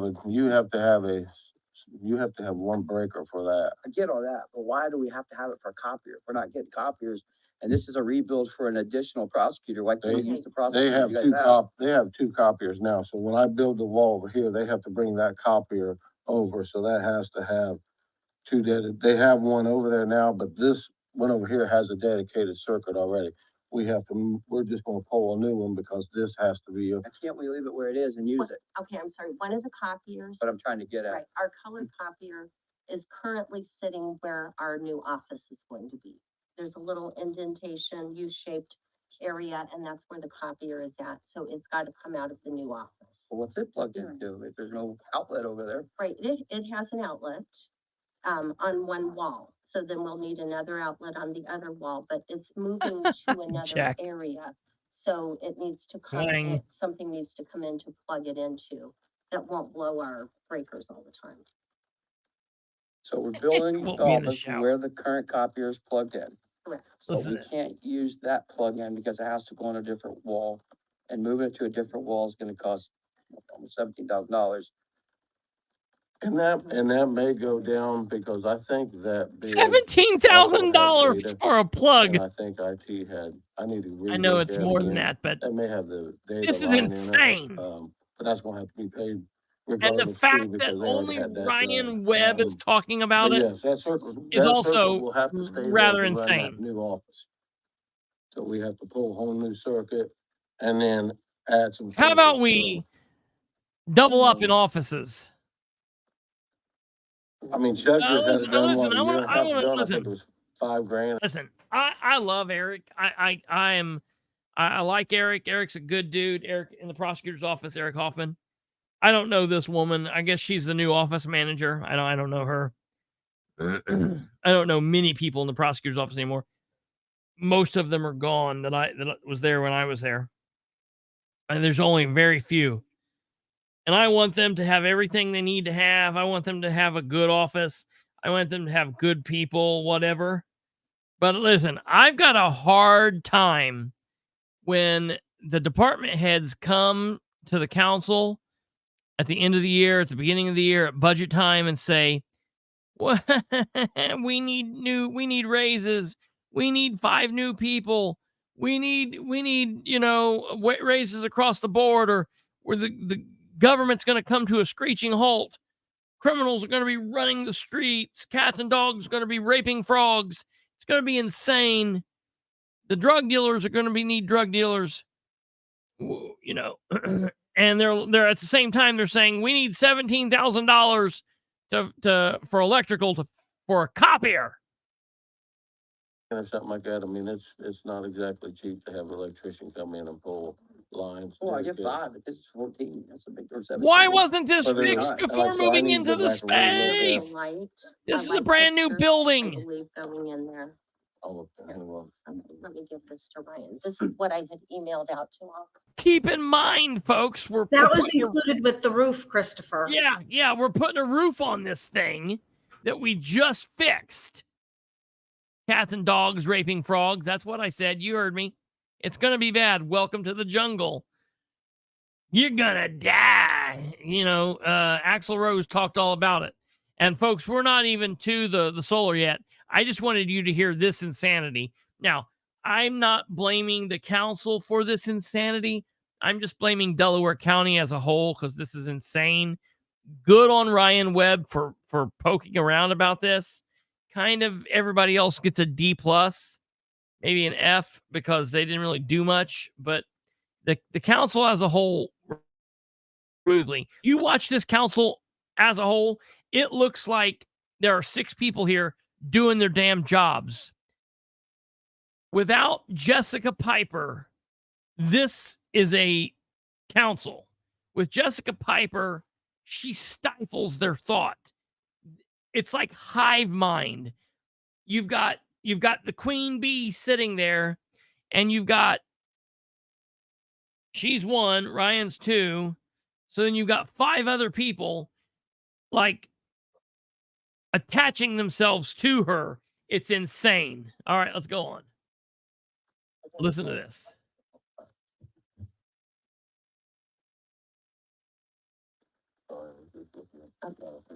Oh, I'm sorry, I should have let you see. Well, Ryan's looking that over. I have a question for Lisa or Steve. Will the electric that's going to be pulled be enough capacity that if in the future there is another office added, that this will be enough capacity to we cover are another actually, office? when we pull that down there, he's pulling, I think he's pulling 2 or 3, so we can tap off of that. That's the problem out there now. When the electrical was done out there, they run 3 offices off of 1 breaker. Sure. All the way through that building. So if you add anything to that building, you have to pull a new circuit. I mean, they maxed them out when they built that building. So anytime we run through this in the future, whether we add a jail or this, that, or the other, I mean, it's gonna have to be, we're gonna have an expense of having to pull electrical wire for it. It just don't have the breakers that are out there are already maxed out in each room. Is that a yes or a no? Yes, it will, the Okay. new one will hold everything. Thank you, Steve. Sorry, I'm trying to look at this email at the same time. Sure. Anything further, Ryan? Yeah, I looked through it. Okay. Any other questions? Not really, but I mean, I still just don't understand. It's already in the area, we're building it, You're and it's welcome. there, why are we moving it, and then to have to charge a whole nother? Because if that's the case, why couldn't we just use that outlet for the copier, and then you're saying move 1 receptacle, regular plug-in, it doesn't seem that difficult to move 1 And receptacle. the, I move receptacle in my house, I'm not an electrician. right, there's a cost me wire nothing. that comes in that brings in the internet, and that needs to stay there. And that's part of what's, needs to stay and not move. But you're welcome to come out and look and see what we're getting ready to do. Thank you. You're welcome. Roll call. Oh my God. Yes. Flanagan? Yes. Cant? Yes. Mokel? Yes. Webb? No. So Webb did the right thing. You see? Yes. You see Sherry Riggin, how speaking out works? If you disagree with something, you voted no against the solar, that's good. But you see how Ryan really spoke out? That's what it needs to look like. And I think she's just lost that. I don't know that she ever had it, but she has lost it. All right, now we go on to the solar. I am skipping the rest of this meeting, but I want you guys to understand. This meeting ran like butter. It's so much better without Jessica Piper in this seat.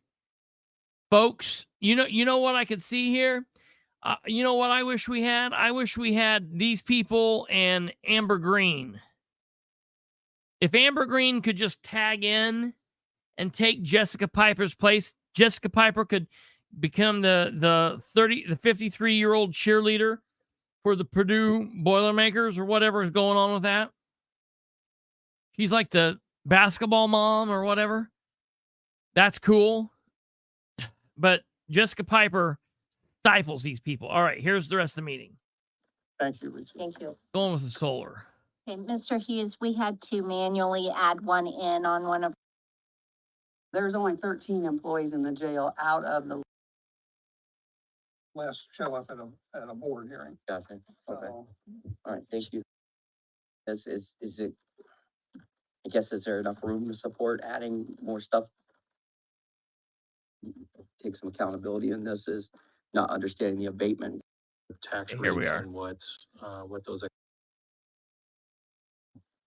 To study further amendments, committee composed of, citizens and the Hawthorne project, which is that is the goal. Any committee reports? Here we go. Consideration of ordinances and resolutions, I'm not aware of any. Any old business? Yeah, I'm not a big New fan of business? Eugene. I'm just talking about right An now. item review of the Yeah, status I'm of the good with Meadow getting rid of Forge Eugene. and He did Hawthorne all right tax today. abatement resolutions. Kind of make sure we're all up to speed as to where we are and how we got there. In May of 2021, as commissioners adopted the solar energy provisions of the comprehensive zoning ordinance. In September of 21, this council adopted declaratory resolutions for tax abatement for two projects, the Meadow Forge project, which is in Washington Township, and the Hawthorne project, which is in Delaware Township. In October, the following month, the council held their required public hearing, and they adopted the confirming resolutions for both Meadow Forge and Hawthorne solar projects. In January of 2022, then the commissioners imposed a moratorium on all solar energy projects. And that is remained in effect and will remain in effect, is my understanding, until December 31 of this year. In February, following the imposition of the moratorium, February of 2022, the commissioners adopted a series of amendments to the comprehensive zoning ordinance provisions relating to solar energy projects as recommended by the Metropolitan Plan Commission. The commissioners also at about that time have created a committee to study further amendments, committee composed of citizen members who both supported and opposed these solar projects. That committee met and was delayed somewhat by the passing of Marta Moody. But finally, in November of this year, of 2023, this month, that committee presented their report back to the Metropolitan Plan Commission. the Plan Commission held a public hearing and made recommendations for further amendments to the commissioners. Yesterday, the commissioners adopted the amendments as recommended by the Plan Commission with one exception, and that will go back to the Plan Commission for further consideration before those amendments are adopted. So that's where we are. My understanding as of today, and that's a lot of moving parts. This council is not involved in any of the land use regulation. Our only involvement has been with the tax abatement. The resolutions that the council adopted gives us the authority, the right to request from the developers status report.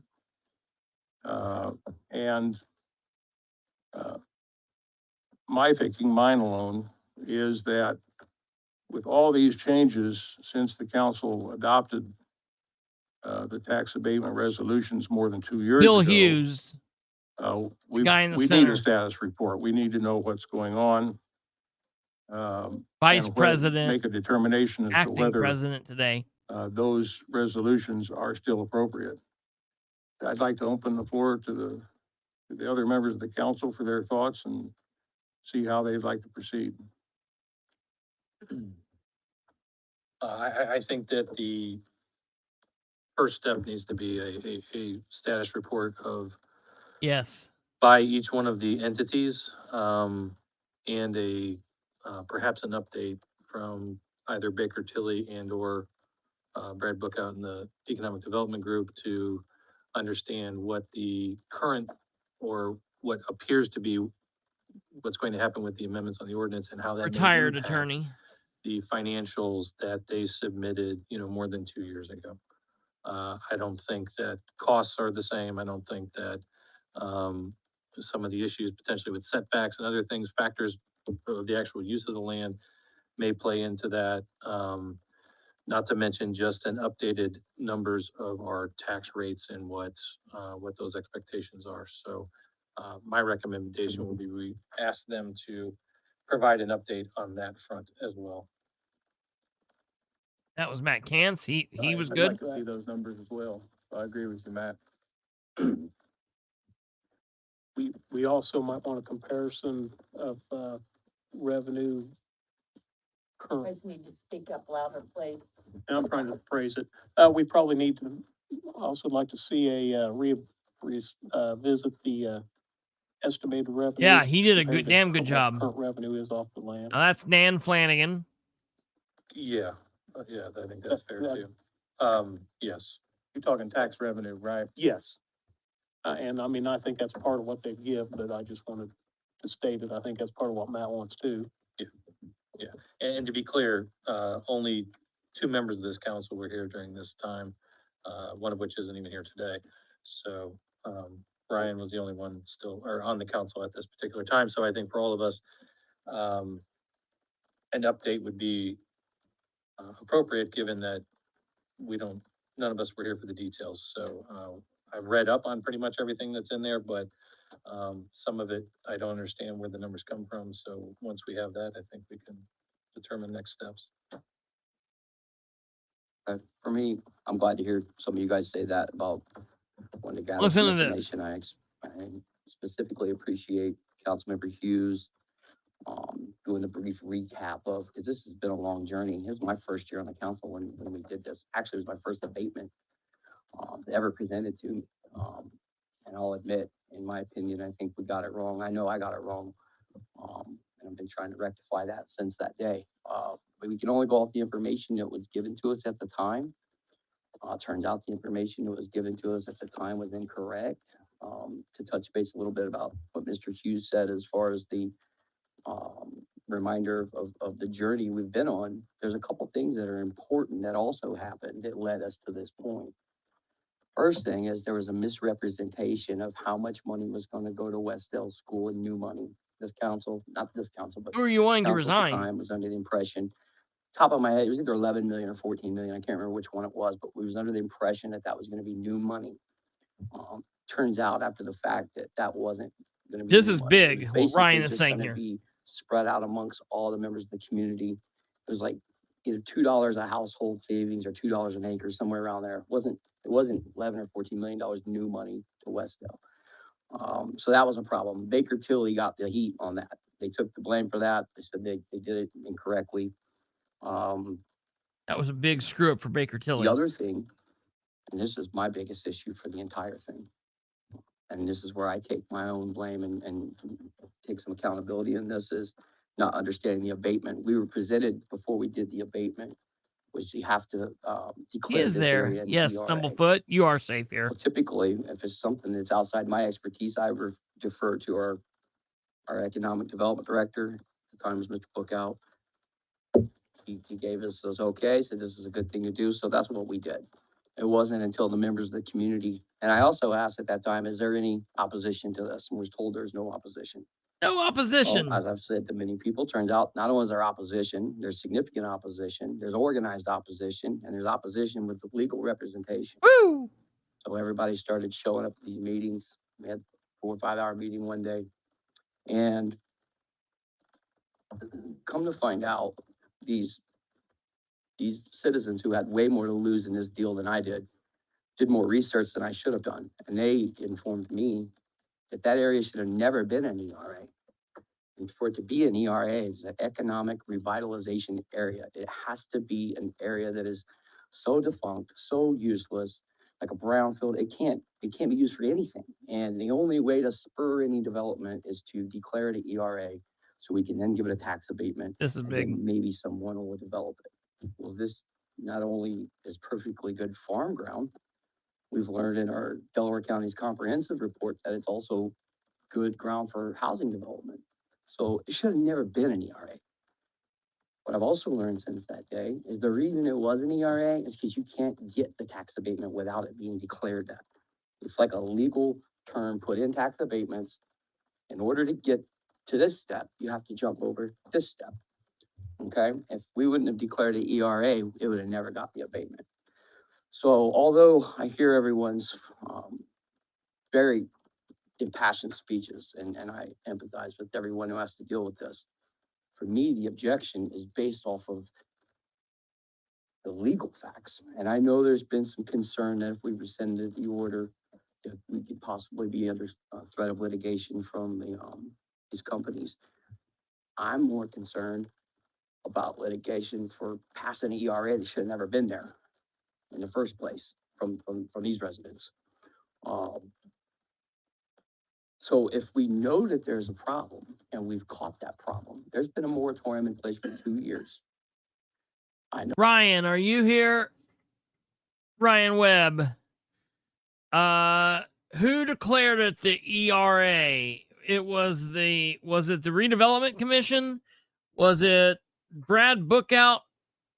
Or did the council do that?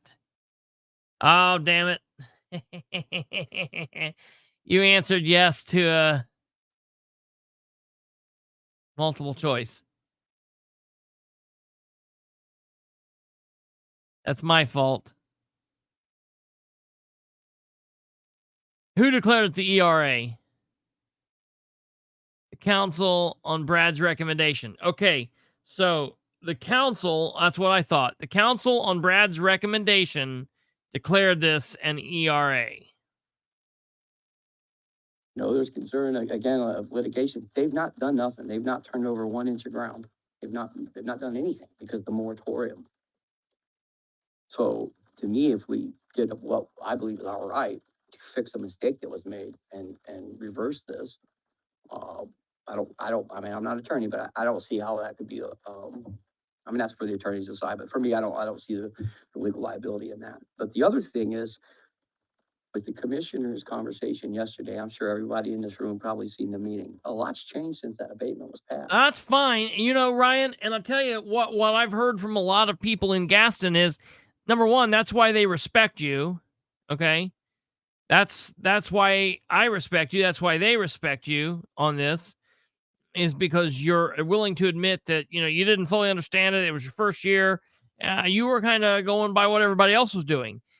But like you said here, and look, you could be a police officer, you could be a dentist, You could be an attorney. You could be whatever. Say you're an attorney and say your only practice is wills and estates, elder law. You're not going to know anything about economic development. You're not a business lawyer. You're not a municipal lawyer. You don't know anything about that. So you're going to go off the basis of what the expert in that area is going to say. Brad Bookout is the expert. He's the economic development guru for the county.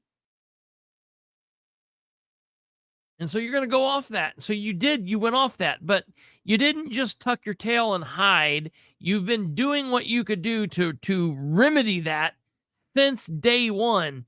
And you say something here that's real big in a moment that then someone says something against, and I love your response to that. So I want everybody, don't go anywhere. Give me another 20 minutes and we'll be done.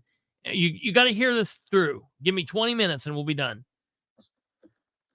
That 500-foot setback, that's going to change the abatement area that we approved, right? You figure 500 feet setback all the way around. Absolutely. That's going to wipe out a significant portion of this acreage. So with that being in place, I believe you guys are correct that it'd be good to hear from this company and see what their intentions are.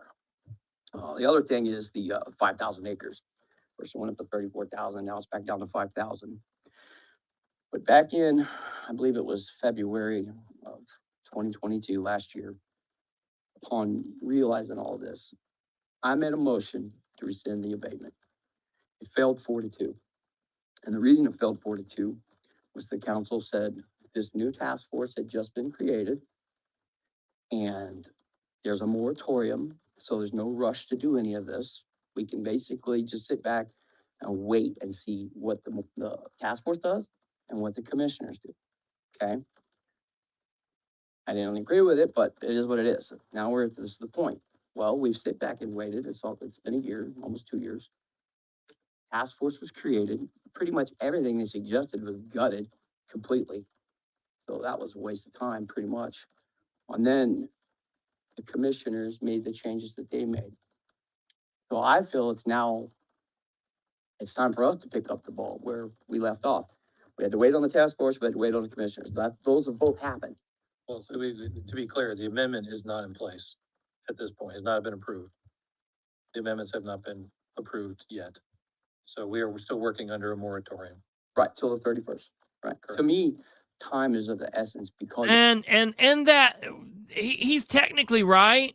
I mean, look, they approved everything except Section 8, number B, remember? So you're kind of wrong there, buddy boy.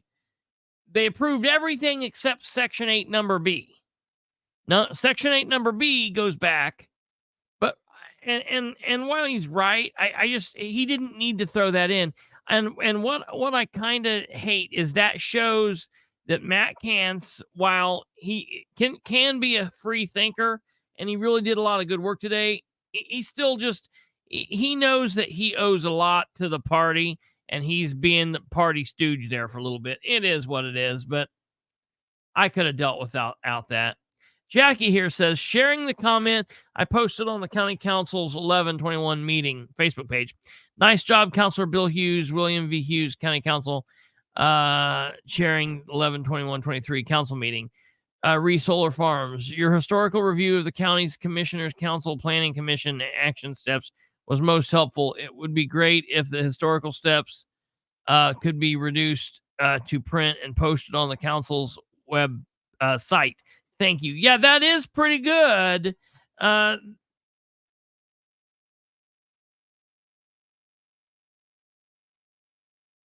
That's really good. And I might try to go through and take dictation of what he says and type something out like that, Jackie. But wait a minute. I like that Kantz noted the amendments have been approved, but he's noting that they are still operating on a 30. Wait a minute. I thought he's saying they have not been approved. So in my opinion, he was saying, because I think they have, all the amendments have been approved except one. The only amendments that haven't been approved is Section 8, number B. Everything else is approved. So there's only one amendment that's not approved. All right, let's go forward. Of that whole concern of litigation, the sooner we can do something, the better.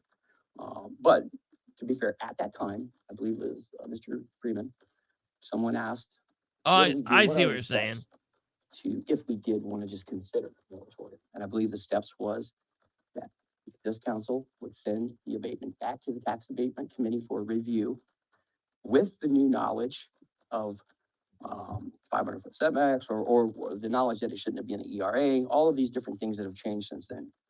There's two parts to that. The second part is this council would have to schedule a special meeting or hearing to consider the possibility of rescinding the abatement. When I hear my fellow council members discuss wanting to hear from this company and find out their intentions, that's perfect for me, because that plays into right exactly what I was wanting to suggest is a hearing. And in my opinion, we send it back to the abatement for review, the abatement committee, and we have that special hearing and invite that company to give us their update. This gives the council time to gather any information that they may want. And then at that hearing, we could consider a possible rescission of the abatement. At that point, everyone will have all the information. We'll have heard from the council, or I'm sorry, we'll have heard from the company. I think the planning commission will have a chance to hear what they got to hear. And the abatement committee will have an opportunity to review the abatement with the new information. So I'm going to make that motion that we do that. Just to clarify, the motion is to refer both tax abatements back to the tax abatement committee for their review and they're to report back to the council. Yes, sir. And for this council to hold a special hearing where we invite these companies to inform us and for us to consider the possibility of rescission. I believe, if Mr. Freeman, is that correct? It could be, it could be a regular meeting. December would probably be too quick. It'd probably have to be January. I'm open to whatever, I mean, you gentlemen think is the best. Just whatever soonest, man. I don't understand what the deal is. Just whatever soonest. Like, I don't understand why they get so, oh God, it's got to be a special meeting. Oh, la, la, la. It's just, yeah. Dude, sometimes you might have to do more than a 30-minute meeting. It's okay. I feel like we're backs to this wall with time, with The tax abatement committee meet. It meets as needed. So if this is referred back to them, I'm the chairman of the tax abatement committee, two other members, and then we would meet with. Well, looky there. Bill Hughes is the chairman of that committee. Wow, look how that works out. Book out. And that would also be the appropriate time to, if we have requests from Baker Tilly, to get those requested and on board, and they would obviously need some period of time based upon the information that we're asking. And also, when you brought up Mr. Bookout, when that had come up at the end of the year, when all this new information come out, Mr. Bookout stood at that podium and said, in light of this new information, I support whichever way the council goes, whether you rescind it or. Brad Bookout did say that. I believe I sent that article to each council member. Brad Bookout did say that. He said just that thing. Information was completely different than what we were told. So for purposes of your motion, can we leave open the date of whether it's a regular or special meeting? But I'm going to pause this and say just real quick, because Annie, you are right on both cases, and Jackie was right too. And I love how Bill started it. Mr. Hughes, Counselor Hughes, came in with the historical data and just dropped it in perfectly smooth. And then everybody else said their piece. And then Ryan came in as cleanup and laid the hammer down, letting them know what the issue was along the way. Bill set it up historically. And then Ryan said, and this is what the issue's been. Bang, bang, bang, bang. Knocked it out of the park. And then he didn't even stop talking. Sherry, Riggin, that is how you stand up and stand for the people and make a motion, sleepy sister. That's how you do it. He didn't even stop to take a breath. He finished with his banging and went right into making the motion. Oh my God, it was beautiful. Tax Abatement Committee meet and report, provide, get the necessary information. Yes, from he Baker Tilly, has. Yes, he and then has, schedule a Annie. meeting as Yes, he quickly as did. possible to meet with the representatives from the Meadow Forge and Hawthorne. Yes, sir. I Second just that did that motion. because I thought that. The faulty information is not coming from the county per se, not from the commissioners or the council. The faulty information is coming from a amalgamation of Bookout, Invenergy, and Baker Tilly. Webb, you want to throw in your 2 cents? I mean, do you have a theory or belief or knowledge of where the faulty information is coming from? I mean, I'm not in a position to say that. I'm saying it's coming from a mixture of Invenergy, Baker Tilly, and Bookout. I think Bookout is regurgitating what he's being told. All right. So, yeah. I think Bookout is regurgitating what he's being told. I think the companies are sharp enough to know. Where Baker Tilly really messed up was on the school thing. When they said, oh, a bunch of money's going to go back to the school, that was Baker Tilly's big mess up. And they've already owned up to that, and they took a big lump last year. I couldn't believe they did it. And they really took it hard. And they normally don't make mistakes. So that was kind of crazy. And they took it. My concern is the company will have an issue if they're not the ones. My concern is that the company will have an issue if they're not the ones providing the bad information. Well, then what'll happen is, someone will have to point. Well, I mean, we'll hear that at one of these review things. We'll have to find out who came up with that bad information. Because I'm putting it to you like this. This is a big enough deal. I mean, this is going to be a hot take, and maybe people won't like this, but if the faulty information is coming from Brad Bookout solely, he should probably not be the economic development director anymore. If it's coming from the county, if it's coming from the company, then, forward ho.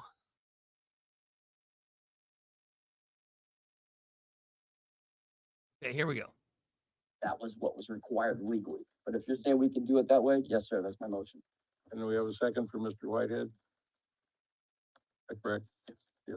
Okay. So repeat the motion, please. For me. Okay. The motion is, with respect to the status of the Meadow Forge and Hawthorne tax abatement resolutions, to refer them back to the Tax Abatement Committee for their study and obtain necessary information from Baker Tilly or other sources, report back to the council, and the council then schedule a public hearing, request that the developers be present to update the status of these projects, and then the council can consider what action to take at that point. Is that correct? Yes, sir. So who's gonna contact, Hawthorne and, the tax abatement, Baker Tilly, so we can get all that information? Okay, the Tax Abatement Committee would contact, through Mr. Bookout, would contact Baker Tilly. We would have our council contact representatives from Meadow Forge and Hawthorne.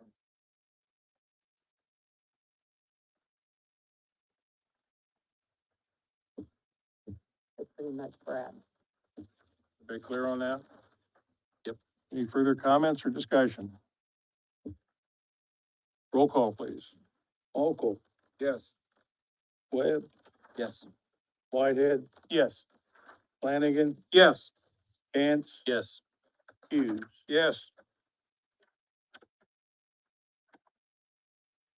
Comments by office holders and department heads. There we go. 6-0.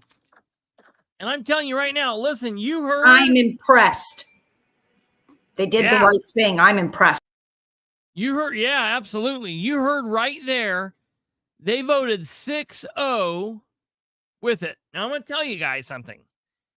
You heard Hughes talk, and not only did Hughes lay out the historical issue, but then at the end of him laying out the historical issue, Hughes said, I think that it would be a good idea to have a review from here, here, and here. So we heard review from Hughes' own mouth. He thought it. We then heard from Cantz. Cantz said, I think it would be a good idea. This is 2 years ago. Things change. It would be a good idea. We heard from Dan Flanagan. Dan Flanagan said it. We heard from Eugene Whitehead. He seconded what Dan said. And then, so that's Hughes, Cantz, Flanagan, Whitehead. 1, 2, 3, 4. 4 of the 6 people there. And then, bang, Ryan comes in. That's 5 of the 6 people there. The only person that didn't open his mouth and say anything was James Mokel, Mr. Steak. And he's still new. He's still learning and watching and taking it all in. I don't fault him. So 5 of the 6 people there took issue with what was going on and said, I think we need a further review of this. Then, yeah, right.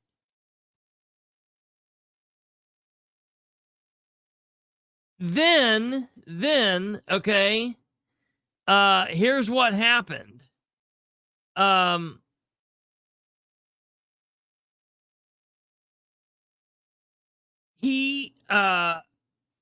After that, they got a vote 6-0. So not only did 5 of the 6 people have their own independent thoughts about this being an issue and needing to review it, but it passed 6-0. Had Piper been sitting in that president's seat, had Piper been there and the Piper problem been in control, that would have stifled their thoughts. Okay. It would have absolutely stopped a lot of free thought. She would have attempted to interrupt Ryan 2 or 3 times. Piper would not have given that historical overview. I'm going to take it a step further. Had Piper been here, this would not have been on the agenda, and Ryan would have had to make the motion at some point during the meeting, and maybe he would have got a second, maybe he wouldn't have. And it more than likely, even if he got a second, he wouldn't have got a winning vote because it already died once before on a 2-4 overturn of the vote. So keep that in mind. All right. Hi, Emily Anderson, Court Admin. Now we're going to go forward here, and we're almost done. That's just your office. Yeah. I want you guys to hear just a couple comments tax. here. Courthouse development agreement is. That's correct. Everybody that that is in spoke every- there, except for some weirdos. Hello, everyone. My name is Christina Wheeler. I'm an Okay, attorney. here is this. Like, can somebody find out if this woman is safe? I don't know that this woman is safe. Let's go up here and see what I got to see some of these comments here real quick. Okay, my concern is that the company will have an issue. Okay. Answer is seems like there was a lawsuit. I can't remember what it was, but it was over land. The BZA company ended up winning the lawsuit. The company may or may not be being truthful at all times. Today, their representative said they'd spent $5 million to date when we have information to suggest that they've only spent $2.1 million. That is big, big, big, big. This is big. Whatever Ryan is talking about here, the company may or may not be being truthful at all times. Today, their representative said that they've spent $5 million to date when we have information to suggest that they've only spent $2.1 million. Look, when you're talking about spending $2 million or $5 million, it ain't really much of a difference. I mean, you know, $2 million, $5 million. I mean, look, $1 million is a big deal, but $2 million, $5 million, whatever the deal. But if the company is purposefully misconstruing information and purposefully misleading information, that's a problem. That is a serious problem. Okay, that is a problem. It appears that the representative gave the council incorrect information in her statement today on the record, and that is a problem. Absolutely, without a doubt. That is absolutely a problem.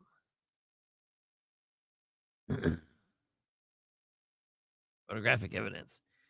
Jackie says, my historical review comment, Denise Smith, Secretary for the Council, was asking at the meeting. Her response, I asked them, and when he does, I will place them on the... Okay, that's good.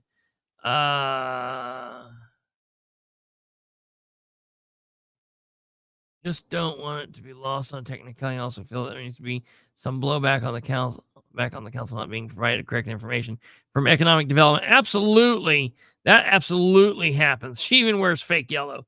All right. I want to hear from this woman who seems to be in serious distress. And partner at the law. She's the attorney for the company. And listen to her badass self with the whiny voice get a little like, ooh. Firm of Bose, McKinney and Evans in Indianapolis. I've spent the last 25 years of my career solely working on local government issues, energy utility matters, and public utilities. I'm the former general counsel of the Indiana Utility Regulatory Commission for 7 years, as well as the vice president. Are you going to cry about it? General counsel of Indiana Municipal Power Agency, or IMPA. Thank you for the opportunity to speak. I have so many concerns with some of the things that have been said publicly today and privately and at other meetings that I hardly can address them all in 3 minutes, but I will tell you on behalf of my client, who is Invenergy LLC, which is the Meadow Forge solar project, that we are more than happy to communicate with you and provide the report that you've required. I hope to give council attorney, and I've been council attorney in other counties before, as well as counsel to the county commissioners.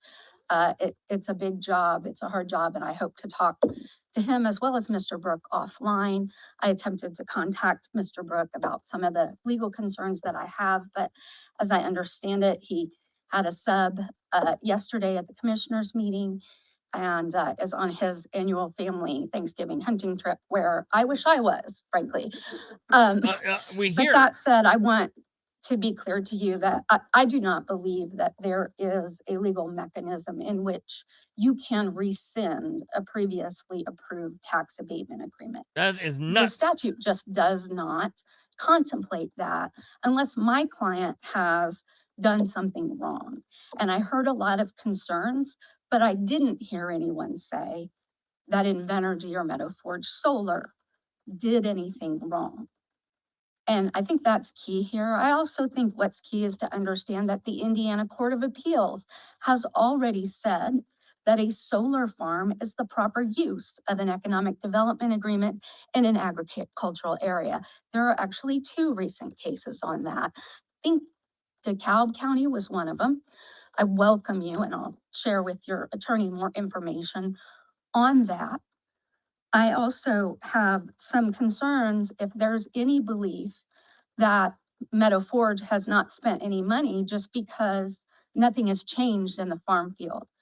The truth is that there are many state and federal expenses involved with developing these projects.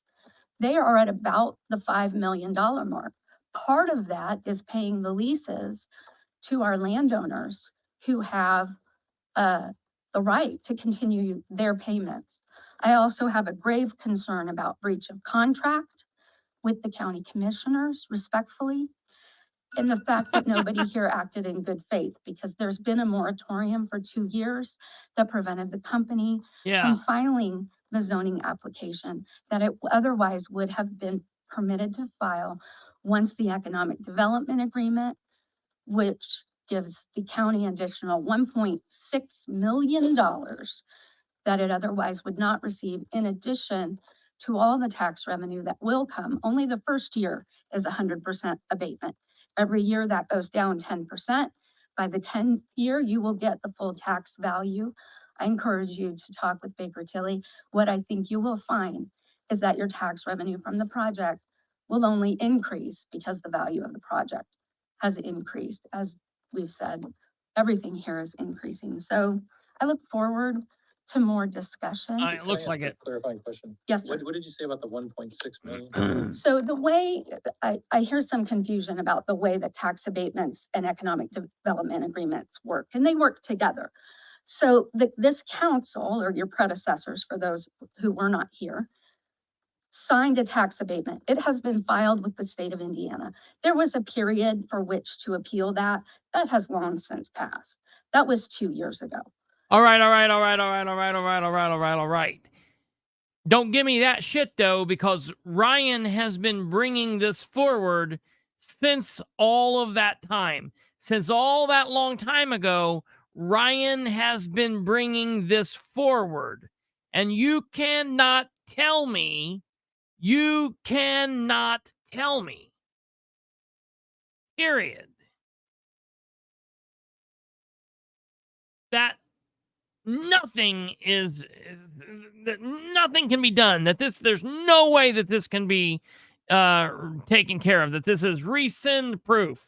There's no way. There's nothing like that in government.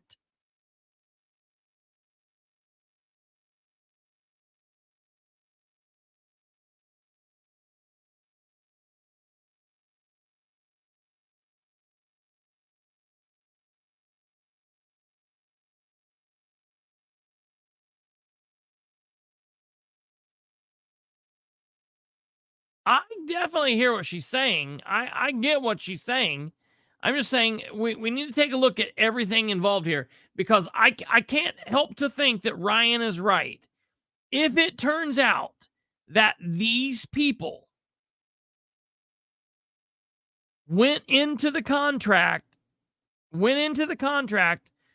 with misleading information or in bad faith, then you cannot tell me that cannot be overturned. She's saying, oh, there's Supreme Court, State of Appeals, all of this great stuff. Wonderful.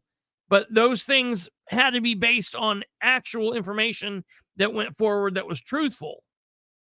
If you're doing something and you enter into an agreement and a contract on bad faith and with misleading information and wrong information, that's the breach of contract there. That tax abatement allowed the project, starting in 2024, to have 100% tax abatement in 24, 90% in 25, 80% in 26, and so on.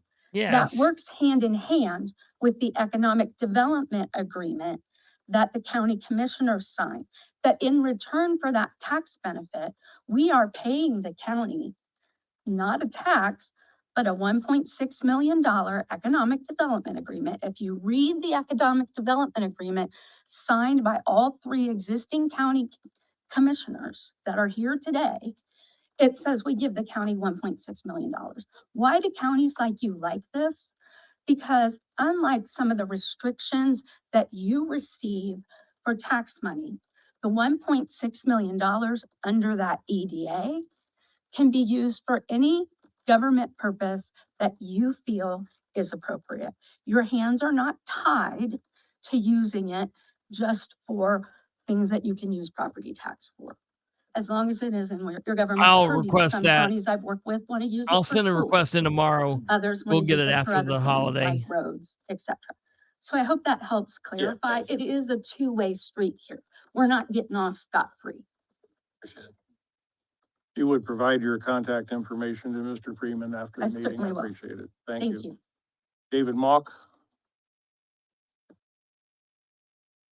So everyone else that gets up to David speak, Mock, just 17,000 speak, North tell County me Road 500 thanking West. I them. want to thank all you folks for doing what you've done today. Ryan Webb, you've done a good job bringing up everything you brought.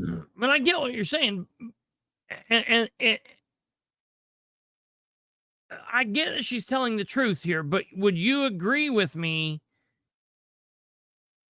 Would you agree with me that if her and or her client went into the agreement with inaccurate information, purposefully or otherwise to mislead this, that would be a problem? If they didn't go in, that would be a problem. Ryan, do you have the economic development agreement?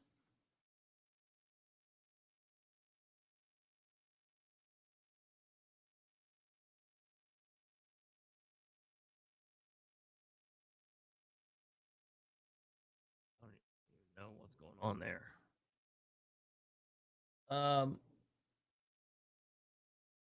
I'll finish up with this and then I'll wait for Ryan to respond. I had a bunch of stuff written down. I vexed out just about everything I was going to bring up because you guys have already spoke about it. But Miss Wheeler, I just want to say, yesterday she was at the county commissioner meeting and she kept talking about in good faith. I do, but I need to relocate it. She was preaching to the commissioners that in good faith. If you can try to relocate it, that would be fine. I will also file a request for it tomorrow, and we'll try to get it after the holiday. But and I fully understand what she's saying, and that, you know, that might be an issue. But if and when it turns out, and as Ryan is saying, we just have to go off what's being told. We have to go off what's being told to us. So she says in this meeting today, she says A, B, and C. So we have to take A, B, and C at face value. That's what she's telling us. Well, if there's proof that number B,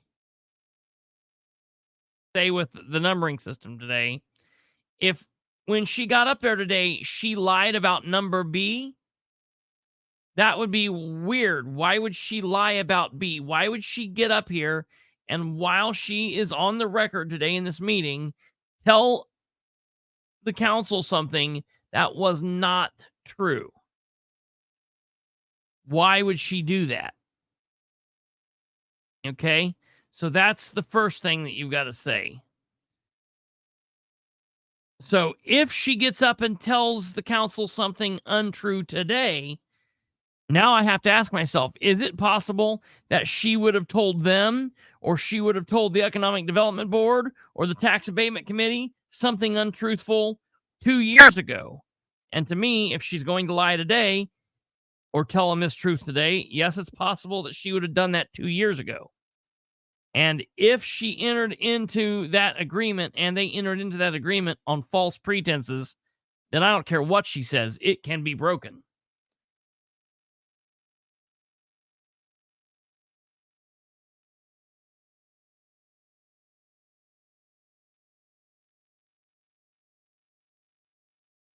I'm just saying, but factual information matters. If she's going to be speaking, she's an attorney. I don't know many attorneys that don't speak factually. I mean, most attorneys do everything they can to avoid even, they don't even like talking about what ifs and possibilities unless you're talking about something being,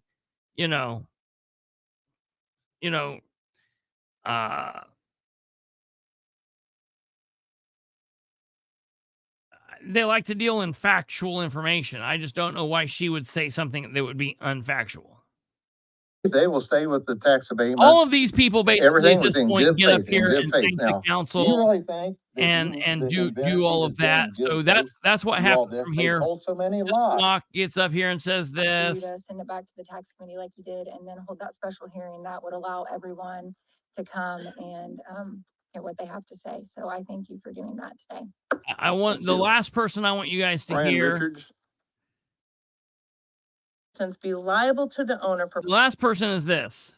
their line item 7 recommendation when it was bringing back up just the going to be paying taxes abatement.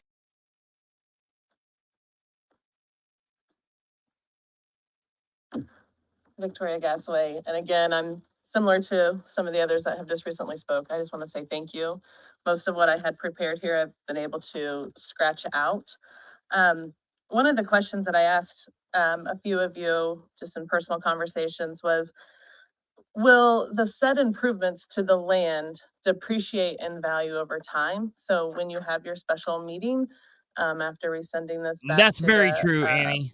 abatement committee, I would just ask that question, be very clear, and exposed. So an example is if they're bringing $155 million worth of improvements to the land and they start paying taxes on year 10, is that project a third of the way already depreciated, the improvements that were done to the land? So are they really bringing 155 million? Are they going to be paying taxes on the 155 million on year 10 for those said quote improvements? So that was something that I would like you to look into. I would also like just to remind you, I thank you so much for bringing back up just the history of how we've ended up here. But the abatement that was in front of you did not receive 100% recommendation when it came from the abatement committee.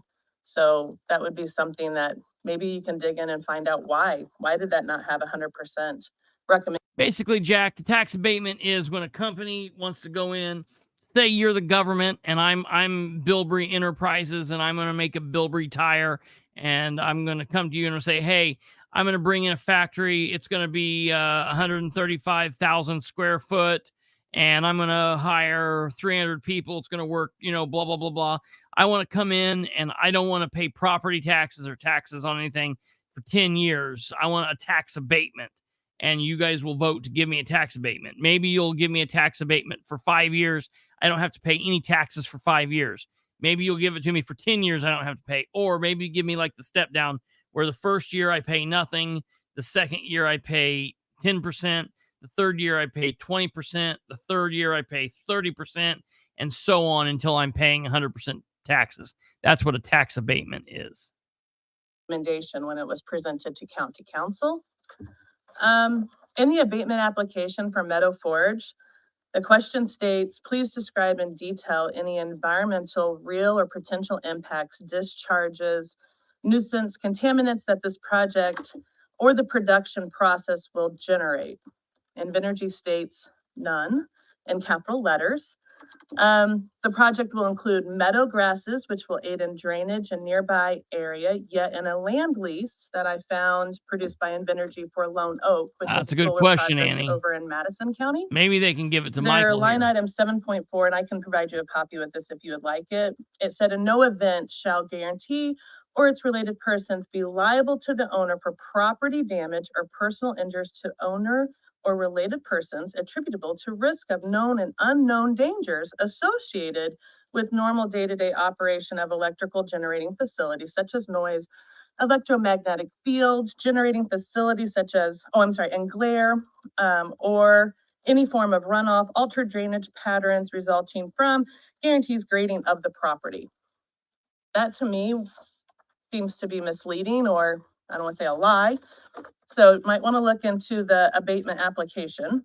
By a simple question that I posed on Facebook recently, asking if any other counties in the state of Indiana were under industrial solar farms coming in, this was what came up quickly. Clinton County, Clark, Decatur, Allen, Adams, Bartholomew, 7,000 acres, by the way, Noble, Cass, Fountain, St. Joseph, Spencer, Perry, Orange, Rush, Blackford, Grant, Marshall, Pike, Posey, Madison, Morgan, Henry, DeKalb, Jay, Jasper, Randolph, Miami, Howard, Vermilion, Porter, Fountain, Wayne, White, Pike, Bartholomew, 7,000 acres, Sullivan's over 10,000 acres, and Stark and Pulaski's over 13,000 acres. That's a large Invenergy project now. Might want to question, why is the push so fast? And it's not just the dollars. Look into the federal subsidies that these companies are going to be losing if they don't start construction by year 2024. Look at what will happen if they don't start construction by the end of year 2024 with the federal tax write-offs for them. Thank you so much. I cannot thank you again. I could ask you, if I could ask you real fast, real quick, Ms. Vicky. Yes. Just to clarify, when you asked, for us to pay closer attention to the depreciation, is what Yes. you're asking is, I think these solar fields have a life of, say, 30 years. You're asking if value on day one is the same value on year 30, or will it depreciate over time? Right. Thus, the tax revenue depreciate with it. Is that what you're asking? Yes. Okay. Yes. And so in the way that I understood it, there was 2 abatements per project. It looked like we're giving one for the land and then we're giving one for the improvements. The rolling, 10%, 20%, 30% per each year. But by the time they get to year 10, and the technology keeps changing from what it looks like. So an industrial solar field 20 years ago, they would tell us, well, the lifespan is around 20 years. We know that lifespan has went up because technology has improved. But if it's a 35-year lifespan of a solar farm, now industrial solar farm, how many years are they really truly paying that $155 million improvement fee? So like I'm saying, if I went and bought a tractor tomorrow, I'm gonna be able to write off it, it's gonna be depreciating over time. But what does that look like to the county with a solar field that's being installed? Those quote improvements to the land. Thank you. Thank you. Thank you. Any other questions, sir? Not for me. All right, ladies and gentlemen, you heard it there. That was the meeting. They go through. She's just a citizen. She's just a citizen, very informed citizen. Victoria Gasway. She lives in Yorktown. And I think she was a teacher at Westdell for a point. So that, ladies and gentlemen, was the Delaware County Council meeting. They ran very smoothly. I would love to see Bill Hughes as the president. I definitely want to see Jessica Piper no longer in the council. I think that would be fantastic. I would love to see her gone. I don't care what she does. She can travel with Purdue ball team, or she can start a cheerleader squad. I don't really care, as long as she's not an elected official in Muncie, Delaware County, or the state of Indiana. That would be fantastic. And Victoria's school board. She's from Yorktown, was a teacher in Gaston, and she's on the school board at Yorktown. So awesome. Ryan, if you can find that economic development agreement, that would be great. If not, you know what? I might have it too. I'll look back through my email from John Brook to see. He may have sent it to me. I may have requested this once before. I will look through it and see if I can get it. If we have it, I will put it forward and let you guys know. I'll put it out there on social media, and I'll talk about it tomorrow. I want to let you guys know I will be at the Board of Works meeting tomorrow morning. I'm not going to live stream that on the channel because the Board of Works meetings are honestly about 4 or 5 minutes. I might record parts of it for my phone. The city of Muncie live streams it, so we will watch that meeting here tomorrow night. I've got some stuff coming on with the city tomorrow we'll be talking about. And I've got some Newcastle news that we'll probably talk about tomorrow too, a little bit. You guys, thank you for hanging tight. I know it's been a long show. I'm sorry it's been long. Thank you for hanging with me. This was important topics to get through. I'm happy where we are right now. I do want to play this one last thing right before we go, the postscript. Ryan says one last thing at the end of this meeting that is very important for folks to hear. And I want people to be able to hear this. This is very, very important. So this will be the postscript of tonight's meeting and of this episode, and then we will end it from here. Give me 1 second. Let me get this back up here because I want you guys to be able to hear this. I forgot that he did this. And there's a couple different things. Number one, I want, I can see the passion and the emotion. I want to caution everyone. what we said we were gonna do is kick it back to the abatement committee and have a special hearing. I wanna caution people of getting their hopes up, to thinking that this is gonna, it could potentially lead to nowhere. Even if it does happen, it may potentially not stop anything. So I just want to temper expectations a little bit. And just say this is just another process for people to review and everyone to get up to speed and, really find out where we're all at. The second thing I wanted to say is, So that's really important. Number one, he's letting everybody know, this is government. And, more or less, like, I normally don't get my way. I mean, I'm in the right. I think Ryan is in the right, and he's doing the best that he can. And he got a win today, and these people got a win today. But it's still government in Delaware County, and, we don't know what's going to happen. So he's wanting them to just be prepared, be prepared that this might not do anything, and it might be as is, but just, so I think that was good what Ryan did. Number two.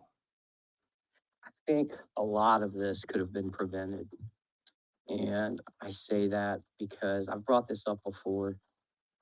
And this is about, again, I want to take some accountability here. I think we, as a local government, don't do enough to, I know there's a legal threshold to meet as far as notifying people. I think we have to do a better job at meeting people where they're at and making people aware these things are happening. No one's reading the newspaper. Nobody's reading that legal section, right? Nobody's seeing these things until it's too late. I was here for these meetings. Nobody was here when we voted. We had the special meeting announcing it was going to happen.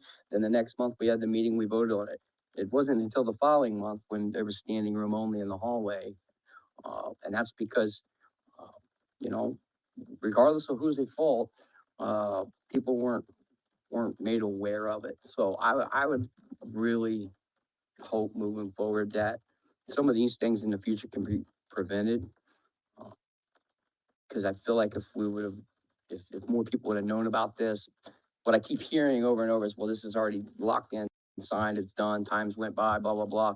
So if more notification could have been put out, maybe some of this could have been prevented. Now, I'm not saying everybody here is on social media.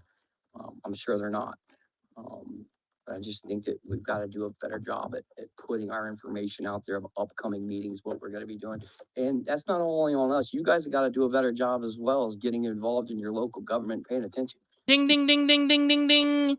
The government needs to do better about communicating, being transparent, and being accountable to the public. They need to meet the public where they are. They need to communicate. They need to be transparent, and they need to be accountable for their actions. But the big but, the big flip side of that is the public needs to be more educated about what's going on. They need to be more involved. They need to be more prepared. They need to be more willing to go out to the meetings and to reach out to these people and to be vocal and to do what they need to do to be a part of this. We cannot all live doing these things just NIMBY problem to NIMBY problem to NIMBY problem. I'm going to get involved when it affects my front yard. Okay, I'm going to get involved when it affects my front yard. And then never again. You cannot do that, folks. Like I told the guy when I first started at the beginning of this, going out the same way we came in, I wasn't going to praise the commissioners just because they did a moratorium 2 years ago because someone thought, oh, yeah, look what they've done. Because this was just a Tuesday for me.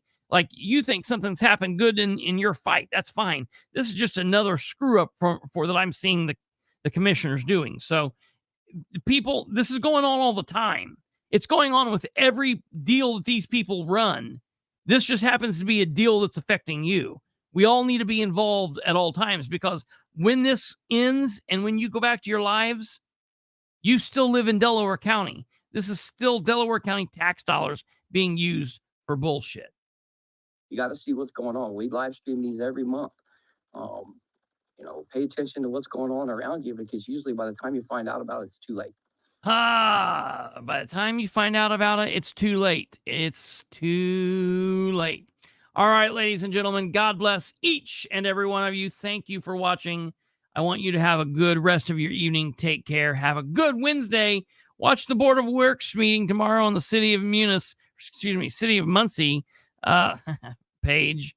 I'll also live stream it on my social media, and then we'll watch it tomorrow here at It 9 would p.m. probably be more fun from the city of Munis, though. It would be if they would. Yeah, that's probably true. You guys have a good evening, and I will see you back here tomorrow at 9 p.m. Don't do this in the shower, or you'll end up like this. It's not fun. Good night. God bless. See you tomorrow. Bye.